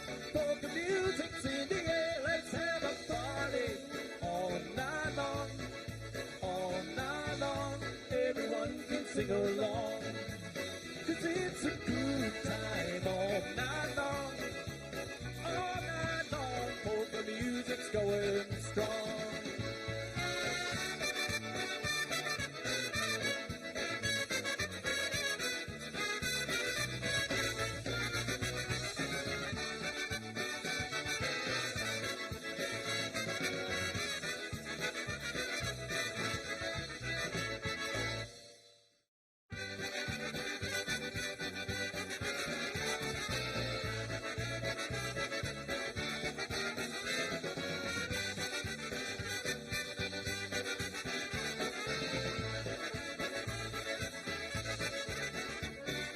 Every time the party starts, the boys head to the bar, drinking beer and chasing shots, 'cause that's just who they are. They stand around like they don't care when the band begins to play. The girls jump up and hit the floor, and it always goes this way. The girls just wanna dance, the girls just wanna dance. They sing along to every song every time they get the chance. Girls just wanna dance, yeah, the girls just wanna dance. They sing along to every song, dance around all night long, 'cause the girls just wanna dance. Let's go!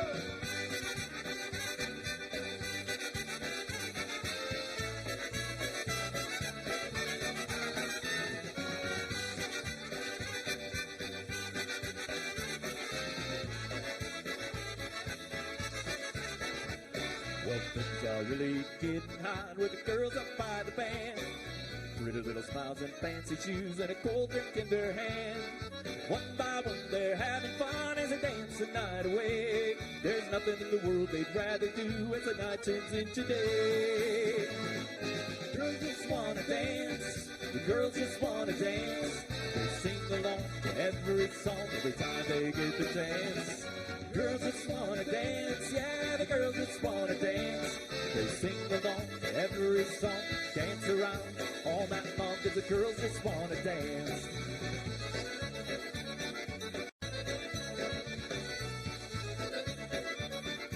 Mr. Chris Hendricks. They sing along to every song every time they get the chance. They sing along to every song, dance around all night long, and the party keeps on going strong. The girls just wanna dance.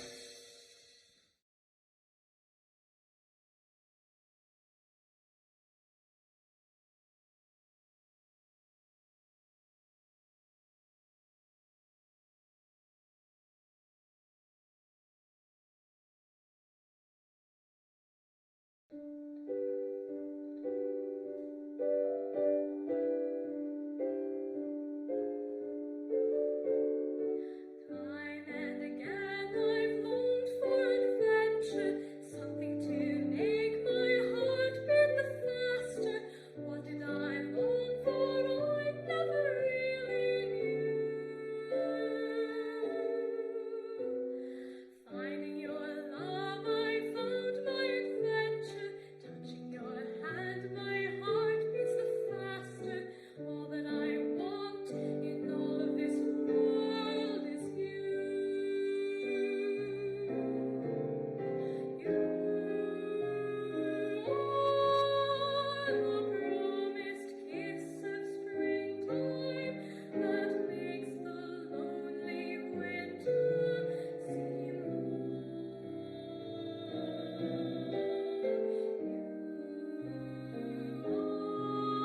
The breathless hush of evening that trembles on the brink of a lovely song. You are the angel glow that lights a star. The dearest things I know are what you are. Someday my happy arms will hold you, and someday you'll know that moment divine when all the things you are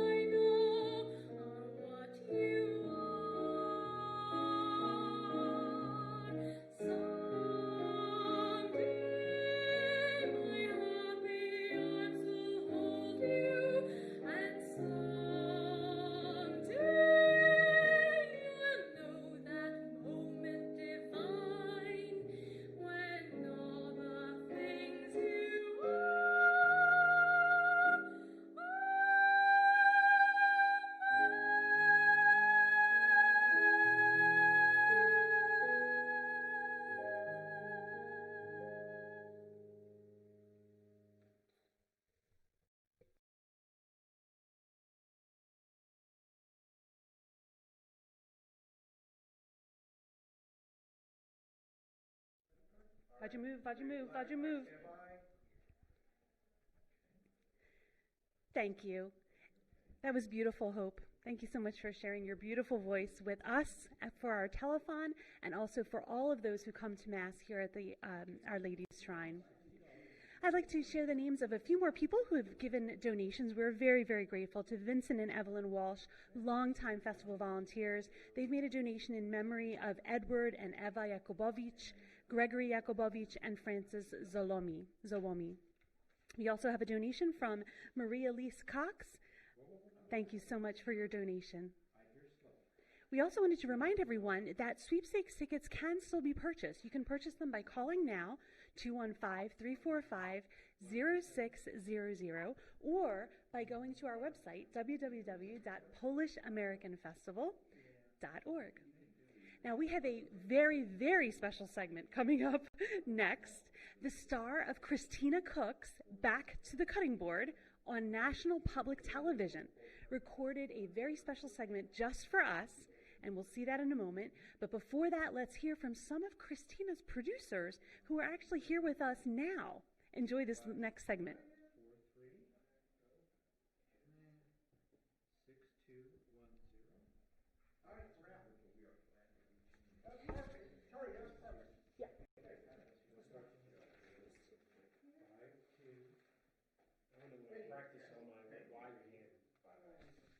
Okay, give me that. We have a very special segment coming up featuring Christina Perillo of Christina Cooks from Public Television and the Create Network. Christina has prepared a very special, healthy Polish dish for us. But before we show you that clip, we'd like to introduce to you some of the crew from Christina Cooks. We have with us Ed Stevens, teleprompter and editing and color correction, and Scott Randolph, who is the director and co-producer, and also Rick Lombardi, producer and technical director. So I know there's a little bit of a Polish connection, really, for a lot of us here. Well, first of all, tell us, how did Christina agree to do the segment for us? Well, we asked her about this, and then we had to tie her up, we had to twist her arm, we had to drag her screaming. I'm sure. No, she was so excited to do this. She was thrilled. I mean, it was immediately, yes, I would love to do this. And it was a little bit of a challenge, too, I think, for her, because she had to remember a story that her grandmother told her about how to make the soup. Mm-hmm. So we'll see that when we actually see the playback. A little teaser there. Yes, it is. Mm-hmm. And I understand, Ed, your family has a connection to the shrine and to the festival. Yes, my mother and father were instrumental in starting things up way back when the shrine wasn't here and just the old wooden church. And actually, here's a secret that they don't know. Back then, when I was a young kid, I had a polka band. And we were the first band to start playing here. At the festival? At the festival, yeah. What was the name of the band? Ed Stefanovich and his orchestra. Wow. So yeah, it's like 7-piece band. I didn't know that. Yeah. Now, see, that's why I said you guys didn't know So what that. instrument do you play? Keyboards. I played accordion back then. Accordion. But now Look keyboards. at that. I marched in a Polish-American string band. So I have a special devotion to the Polish American String Band. My dad was in the band. Really? Yes, and there'll be a special segment on the string band during this wonderful. telethon. Wow. I've known him for, 3 decades at least, and I did not know that about him. Yeah. Wow. What years were you in the band? Polish American? God, I was still in high school. Okay. So it was a long time ago. I don't even know the dates, but Okay. I only marched 1 year. Oh, okay. And because then I started playing in nightclubs and stuff. Sure. It's like that, the band going. Sure. But no, my mother and father after that were up here almost every Saturday and Sunday, and they enjoyed it and saw the shrine grow. And my sister was instrumental also in coming up here. She was a member of PKM, which I know you might know. And my whole family was involved with that. Matter of fact, when my mother and father passed, they're buried here. My sister And which this is my final resting place also. Yeah, beautiful. So, That's beautiful. Can you tell us what is the difference? Like, what differences do you see from the very first festival to now? that was a lot of years ago. All I remember is showing us about where the grounds would be. But I remember back with the old wooden church was down low, down further, and I remember a lean-to where we played in there, and there was some animal in there too, like a cow or something. And there was no electricity, so they had to get electricity from a generator so that we could play our instruments and hook up everything. And it was just nothing but fun, you know? It was a new thing for us. And just like everyone else who was on camera and said they worked in booths, and it was a lot of fun. That's exactly what it was. Yeah. Everybody chipped in, everybody was fun. Yeah. And I bet you if we looked at archival photos from the very first festival or second festival or third, one of the early ones, your band would probably be there. I think I might have it. Wow. Isn't that beautiful, though, that connection? Here we are today talking about the festival. This would have been our 54th festival, and to have you here who played at one of the very first ones. That's a really special connection. I don't want to say that in 54 years. Beautiful, beautiful. That's really, really wonderful. Thank you for being here welcome. today. Amazing. And Scott, you also said that you have a Polish connection? I do. My wife is Polish, and pretty much her whole family is Polish. And my family, my immediate family, we follow all of the Polish traditions, and especially Christmas time, which is it's great, and we're glad to pass that on to our kids. So I'm not Polish, but my kids are. That's nice. And we talked about earlier in earlier segments about the educational aspect of the festival. So I'm an educator, and I also look at the festival as an educational environment that we teach people about Polish culture, about the rich Polish culture and history and the beauty of the Polish language. And as you mentioned, that's another thread that connects us from the very beginning of the festival to now, is just the fun atmosphere, the feeling of community, the feeling of family and tradition. And it's beautiful. So, it's so funny because wherever I go, no matter what kind of professional or social environment I'm in, I always meet good Polish people who have some connection to Poland. If you don't mind, and I have another, from my family, connection to Poland. Sure. We all are familiar with the very famous Polish general during the American Revolution of, Kościuszko or Pulaski? Pulaski, Kazimierz Pulaski. Mm-hmm. Well, when Kazimierz Pulaski was in Ocean County, New Jersey, the house that he used as his headquarters was one of my great-grandfather's homes. A man by the name of James Willits is one of my grandfather, number whatever. On my dad's side of the family, we go back to the 1600s, and we found in most of Ocean County, including that farmland where he was at during the American Revolution, and the home that he used as his headquarters was my grandfather's home. And then there was a famous battle, very small battle, it was more like a skirmish, that took place on what was called the Ridgeway Farm. And I'm also a direct descendant of the Ridgeways as well. So there's another Polish connection for me as well. Yeah, that's fantastic. Yeah. And of course, Kazimierz Pulaski was granted honorary American citizenship because he died after the Battle of Savannah.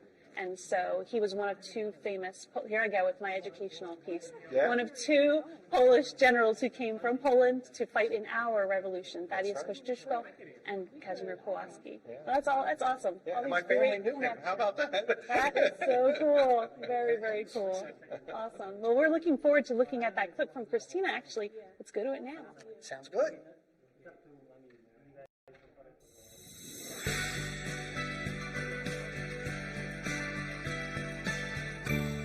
Hi, I'm Christina Perello, and we are here on the set of Christina Cooks at Walnut Hill College in Philadelphia. I'd like to send greetings to the Pauline Fathers, festival guests, and volunteers of the annual Polish-American Festival at Częstochowa. Not bad for an Italian girl, huh? So, when I was a little girl, I grew up in an Italian and Irish household. So when Rick asked me to do this, I thought, well, let me just go online and look up Polish cooking and see what I could come up with. But then I remembered, my mother-in-law, who's 100 and a half, is Polish. And I mean, speaks Polish. I was teaching a class at the Cape Cod Community College, and at the end of the day, she came in, and I introduced her, and there was a Polish woman there, and they immediately fall into this completely fluent conversation. So I thought, would there be a better expert than her? So after she told me the story of how they used to spread lard and then butter and sauerkraut on bread, I'm like, Harriet, something a little healthier, maybe. So she started to talk about, don't do cabbage rolls. She said, everybody does that. It's too common. Do something else.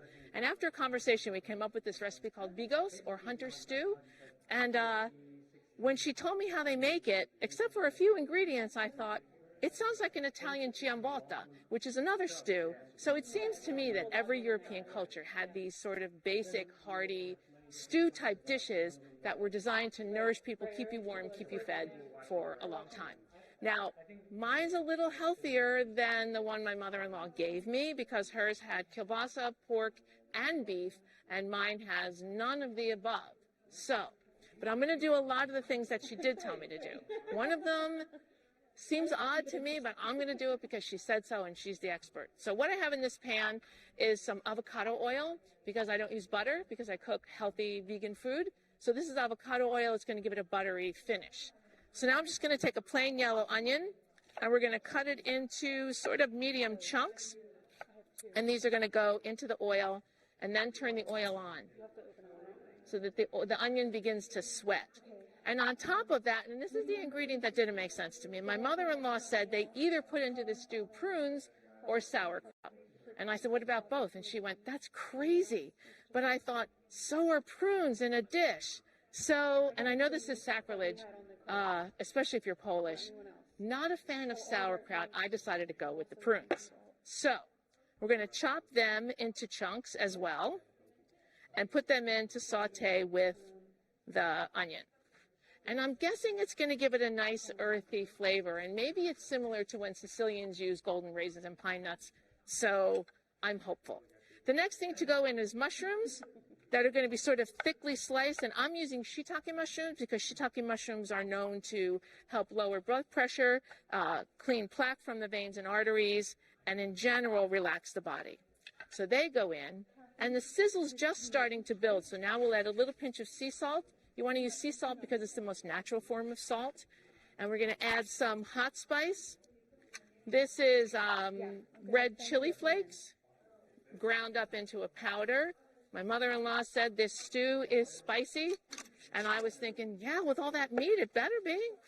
So we're going to start moving the veggies around now. And now I'm going to add the smoked paprika, which is a flavor that I love. And when my mother-in-law said this goes in the stew, I was very happy. Because I put it into all my chilies, and I just thought I was like, yay. So that goes in. And what happens as you're sauteing the onions at this point, and the mushroom and the prunes, is what you're getting is this great perfume start to happen. And I'm sure everyone who's watching this has made bigos, and already I'm not doing it right. But it smells really good in here, so we're going to start with this. And next we're going to add a carrot. And we're just going to take the carrot and cut it into what I call roll cut chunks. And that just means you turn the carrot every like 90 degrees. And what you get are these little chunk pieces that will turn sort of soft but not mushy in your stew. And you want to leave the top off because that's sort of brown and not healthy anyway. So that goes in, another pinch of salt. And what the salt does every time you add a pinch is it allows you to build a depth of flavor. So now what you have is a stew that smells and tastes amazing, and all the ingredients taste like themselves. So now we have fingerling potatoes. My mother-in-law said this stew is not complete without potatoes. That's also true about the Italian stew. But I'm using fingerlings because they're small, they're less starchy, they have less sugar, so they're not going to affect your joints, right? Potatoes are part of a vegetable family known as the nightshades, and they each contain an alkaloid called solanine, which for some reason settles right into our joints and causes us to be arthritic. But little fingerling potatoes, unlike big starchy potatoes, have less of that alkaloid. So I tend to use those when I cook, and they're sweet and they're lovely. Put them in the oven with olive oil and rosemary, and I've just diverged away from Polish cooking to Italian, which is natural for me. So there we are. So the next thing to go in are crushed tomatoes. And crushed tomatoes, I guess, are going to form the soupy part of the stew.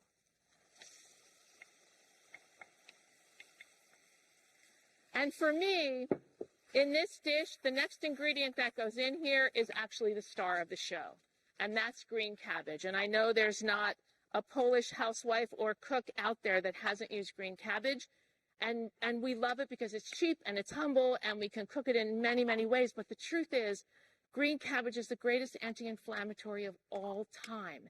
And we know that an anti-inflammatory diet helps to keep us healthier because the body doesn't struggle with chronic inflammation, which is, I think, the reason my mother-in-law is 100 and a half. The joke in our house is the apocalypse will come and everyone will be dead except my mother-in-law and her 96-year-old sister. And I swear to God, it's because they eat so much cabbage. So we're going to take it and cut it into chunks. And this is a stew that if it were cooking in the winter, I would cut pieces to be a lot bigger so that it would cook a long time and keep us warm. But this time of year, I tend to go a little bit smaller with my pieces so the stew is lighter. And now you're probably wondering, okay, so far, I mean, it's cute, but where's the protein? Where's the meat? Well, what we're going to use for our meat substitute, I mean, you can use vegan sausage and all those products that are out there, but what I'm using is something called seitan or wheat meat, and what it is gluten. All it is 100% gluten from bread flour, and it's kneaded under hot and cold water until gluten forms, and then it's cooked in a savory broth to create this sort of meat-like texture. And what I like about this is it's hearty enough to make a stew and has a texture that's meaty, which seems weird coming from a vegan, but you know, you wouldn't want to use tofu in this stew. I mean, you could if you were a bunch of diehard vegans, but since we don't know, we're just going to do something that's a little heartier. Now we're going to stir that in, and that's our last ingredient. If you want to check it for hot spice, what you do is just like give it a whiff, and if you think it could use a little more, you could add it now. I think it could use a little smoked paprika. And then this is going to cook for about 20 to 25 minutes until the vegetables all bleed their juices into the tomato sauce, and it all comes together to create this sort of cohesive stew. And there you have it, Vigos. Hey, Rick, what up? I know. Here, put your nose over that. What smells so good? The dish. This is really good. The vegan dish, Rick. Yeah, it's Remember back in the day? I do. and, Go ahead, you can tell it. I won't be embarrassed. There's a quick story that I'll tell, because Christina's so good at telling stories. I will compliment her with one. When we were first asked to shoot the show, and we came in, we all were aware of that there was this type of food and all of that, but we didn't really know how it was put together. We didn't get the ingredients. So we're behind cameras and behind switchers and audio and all, and we're looking, we're saying, that's really interesting. I've never heard of that before. And they knew it smelled good yes, if they were in the room. Yes. And we were all wondering, what does it really taste like? Well, between shows, food is distributed out sometimes to the audience and most of the time to the crew. I mean, we wanted to taste what we were actually tasting. So we would go up to it when she would put it out, and we'd be looking at it like this and looking at each other. You want to try? You want to try? And when we tried it, it was a slow, and all of a sudden, like, holy cow, that has a lot of flavor to it. But the best story for me is the brownies. The brownies. Because you have a little sweet tooth. A little? A little? I have a big sweet tooth, right? And I'm skeptical at times as to how something can be healthy for you, but at the same time tasty. I just was skeptical. So we made brownies. And she brought in brownies after the segment was done, after the show was done, put it down on the table, and we're all looking at it like this, and we got to try this, because how can this be that good? I think I must have had 5 of them, right then and there. And then I went up there and asked her, I said, okay, I just had this bunch of brownies. How good is this really for me? And she says to me, Rick, you can do as much of that as you want, because it's really good. As much as you want. That's right. That's right. You can as much as you want. I went back into the room and I said, anybody else want brownies? Everybody's busy doing their thing. I grabbed them, put them in the bag. See ya. Bye. And he's been with me ever since. I have. Yeah. It's been wonderful. And everybody, you must tune in to Christina Cooks, because you will get some of the best, healthiest recipes you've ever seen. And they smell like that, which means they're going to taste like that. Yummy. Really nice. That's nice too. Thanks, Rick. My pleasure. So our hunter stew is finished. So we're just going to ladle up a big serving of it. There you go. And I want to say thank you to the Friends of the Polish-American Family Festival and Country Fair in Doylestown for hanging out with me today while I make a vegan hunter stew. And I hope we see you on Christina Cooks.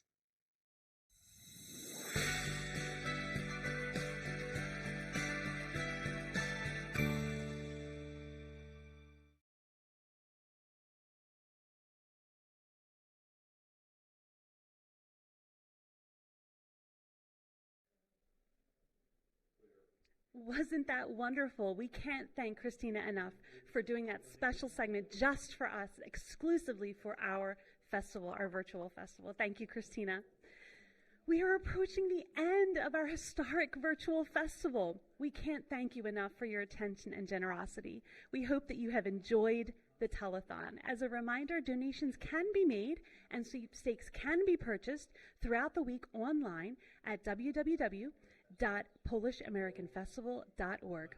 We did receive a few last-minute donations here that I'd like to announce on the air for Rita Carney. Thank you, Rita.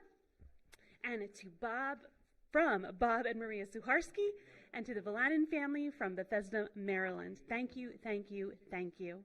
Our sweepstakes drawing will take place next Sunday, September 13th at 6:30 p.m. So please stay tuned for that next Sunday. Although the pandemic disrupted our festival plans, it couldn't stop us from connecting with all of you online. Now, a production like this, of course, would not be possible without the time, hard work, and dedication of many, many people. Please allow me to thank and recognize the members of the festival committee who meet year-round to plan the festival. Henry Andrzejczuk, Adalbert Campbell, John Seshan, Diane Kiliański, Helena Maszorski, Catherine Mutz, Liz Parrish, Scott Parrish, John Stout, and Ursula Jacques Graham. We also want to thank Dorota Protasiuk from the Shrine's office and Kamil Dudala for his help with live streaming. We, of course, extend a very special and warm thank you to all of the Pauline fathers and brothers who supported our endeavors spiritually and morally, and for their prayers, especially Father Tadeusz Lezińczyk, Provincial, Father Krzysztof Drybka, Prior of the Shrine, and Father Timothy Tarnacki for his help with the live streaming. Our phone volunteers this evening were Rich Golozeski, Kathy Litvinovich, and Joe Borowski. Our production crew, thank you sincerely to Rick Lombardi, Scott Randolph, and Ed Stevens. My name is Teresa Wojcik, and my co-chair of the festival is Mr. Paul Malik. I would like to thank him very sincerely for his support and longtime dedication to the festival. Thank you to all those who have donated today, either online or via telephone. May Our Lady of Częstochowa bless you richly. We look forward to being together next year in person on the festival grounds. Save the date, Labor Day weekend and the weekend after. Until then, I hope to see you on any given Sunday here at the Shrine or at one of the many special events that take place throughout the year here at our beloved Shrine. We are going to close out our historic 2020 virtual festival with footage from our Shrine documentary.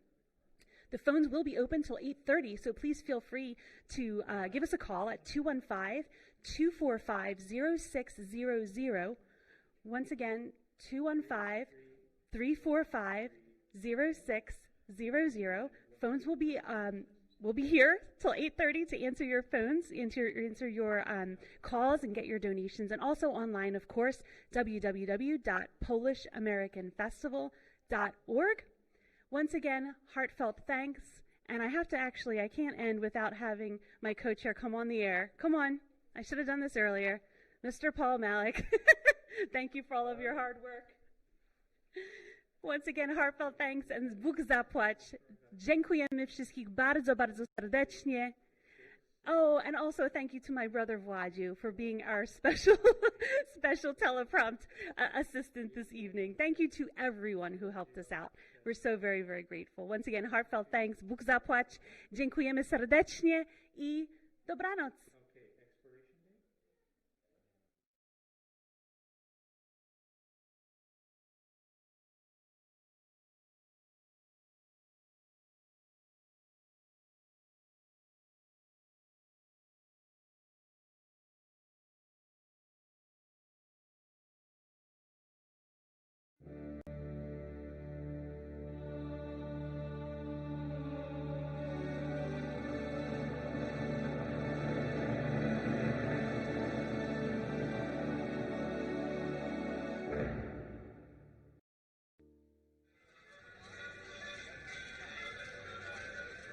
The Polish Festival is a unique event that highlights Polish heritage and family unity. Heralded by the Polish and American national anthems, tens of thousands come to the festival from all over the world including special dignitaries, bishops, and priests. It usually takes place during a 5-day period at the end of the summer. The festival offers just about everything for the visitor, including lots of amusement rides for both children and adults, plenty of food courts, and lots of on-stage entertainment, including Grammy Award winners.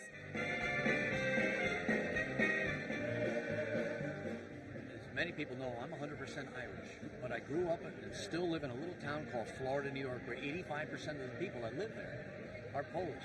And being an Irish guy growing up with all my friends being Polish, I fell in love with their music. And that's how I got to have a polka band. And I've loved it and enjoyed it all my life. I thought this evening would be an absolutely wonderful evening, but we salute all those men and women that are with us tonight. Those that fought in World War II, would you please stand up and put your hand up high, because we're so proud of you. And I've always thought about these wonderful people and the time they gave of their lives so that we could live free. And it's a shame that not enough people realize this, especially the young people. I mean, they don't realize what some of these men in World War II and the Vietnam and Korean War, I mean, whether they wanted to be there or not, they did probably, the majority did not want to be there. But they took time out of their lives so that we could live free. Because of each and every one of you, we can all say, God bless the USA.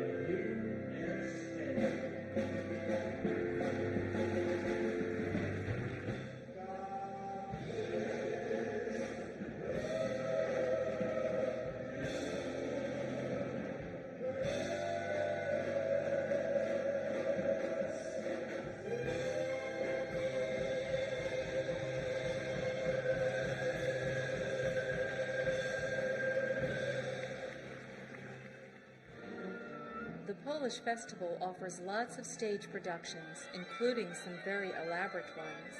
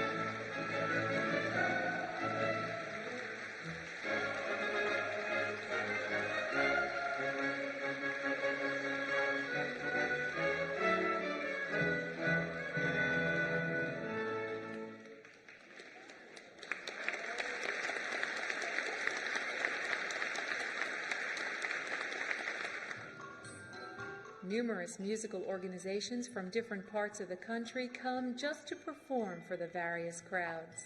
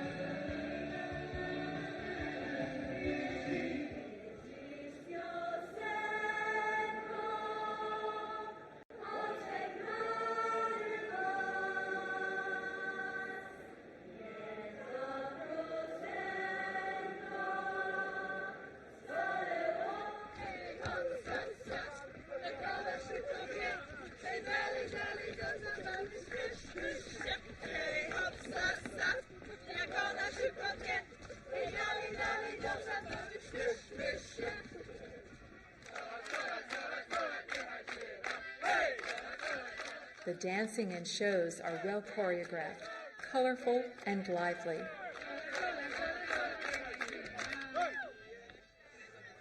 Both adults and children are involved. I'm wearing the regional costume of Krakow. As you see here, I have the big flowers on my dress, which are common in the Krakowiak area. I have an apron on. It's a little tattered, but that's from good use. I have the vest on, hand embroidered. I got this from Poland. It's Sukiewnica, which is a store in Krakow, or actually a big store, really. It's more of a village. And I have the embroidered sleeves as well. They have holes in it. And you'll see my coral beads. The more beads you have means the richer you are. You would get beads from, I guess, social outings or birthdays, as well as you would get these streamers here. These are hand-painted. They are also from Poland. And that is the entirety of my outfit. Assorted recording artists, from those already established to those rising stars, make appearances. She's a dream girl. She's a dream girl.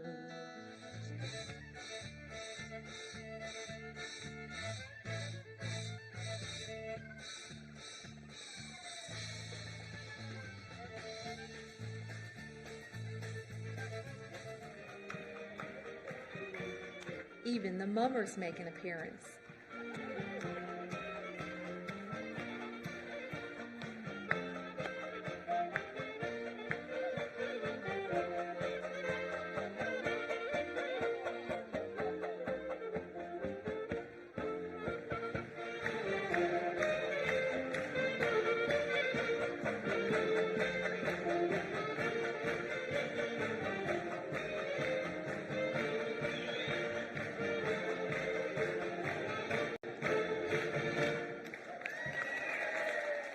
Some are even inducted into the mummers right on stage. Every song, maybe other one.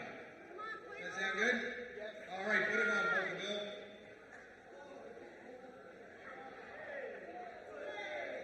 Let's hear it for Polka Bill.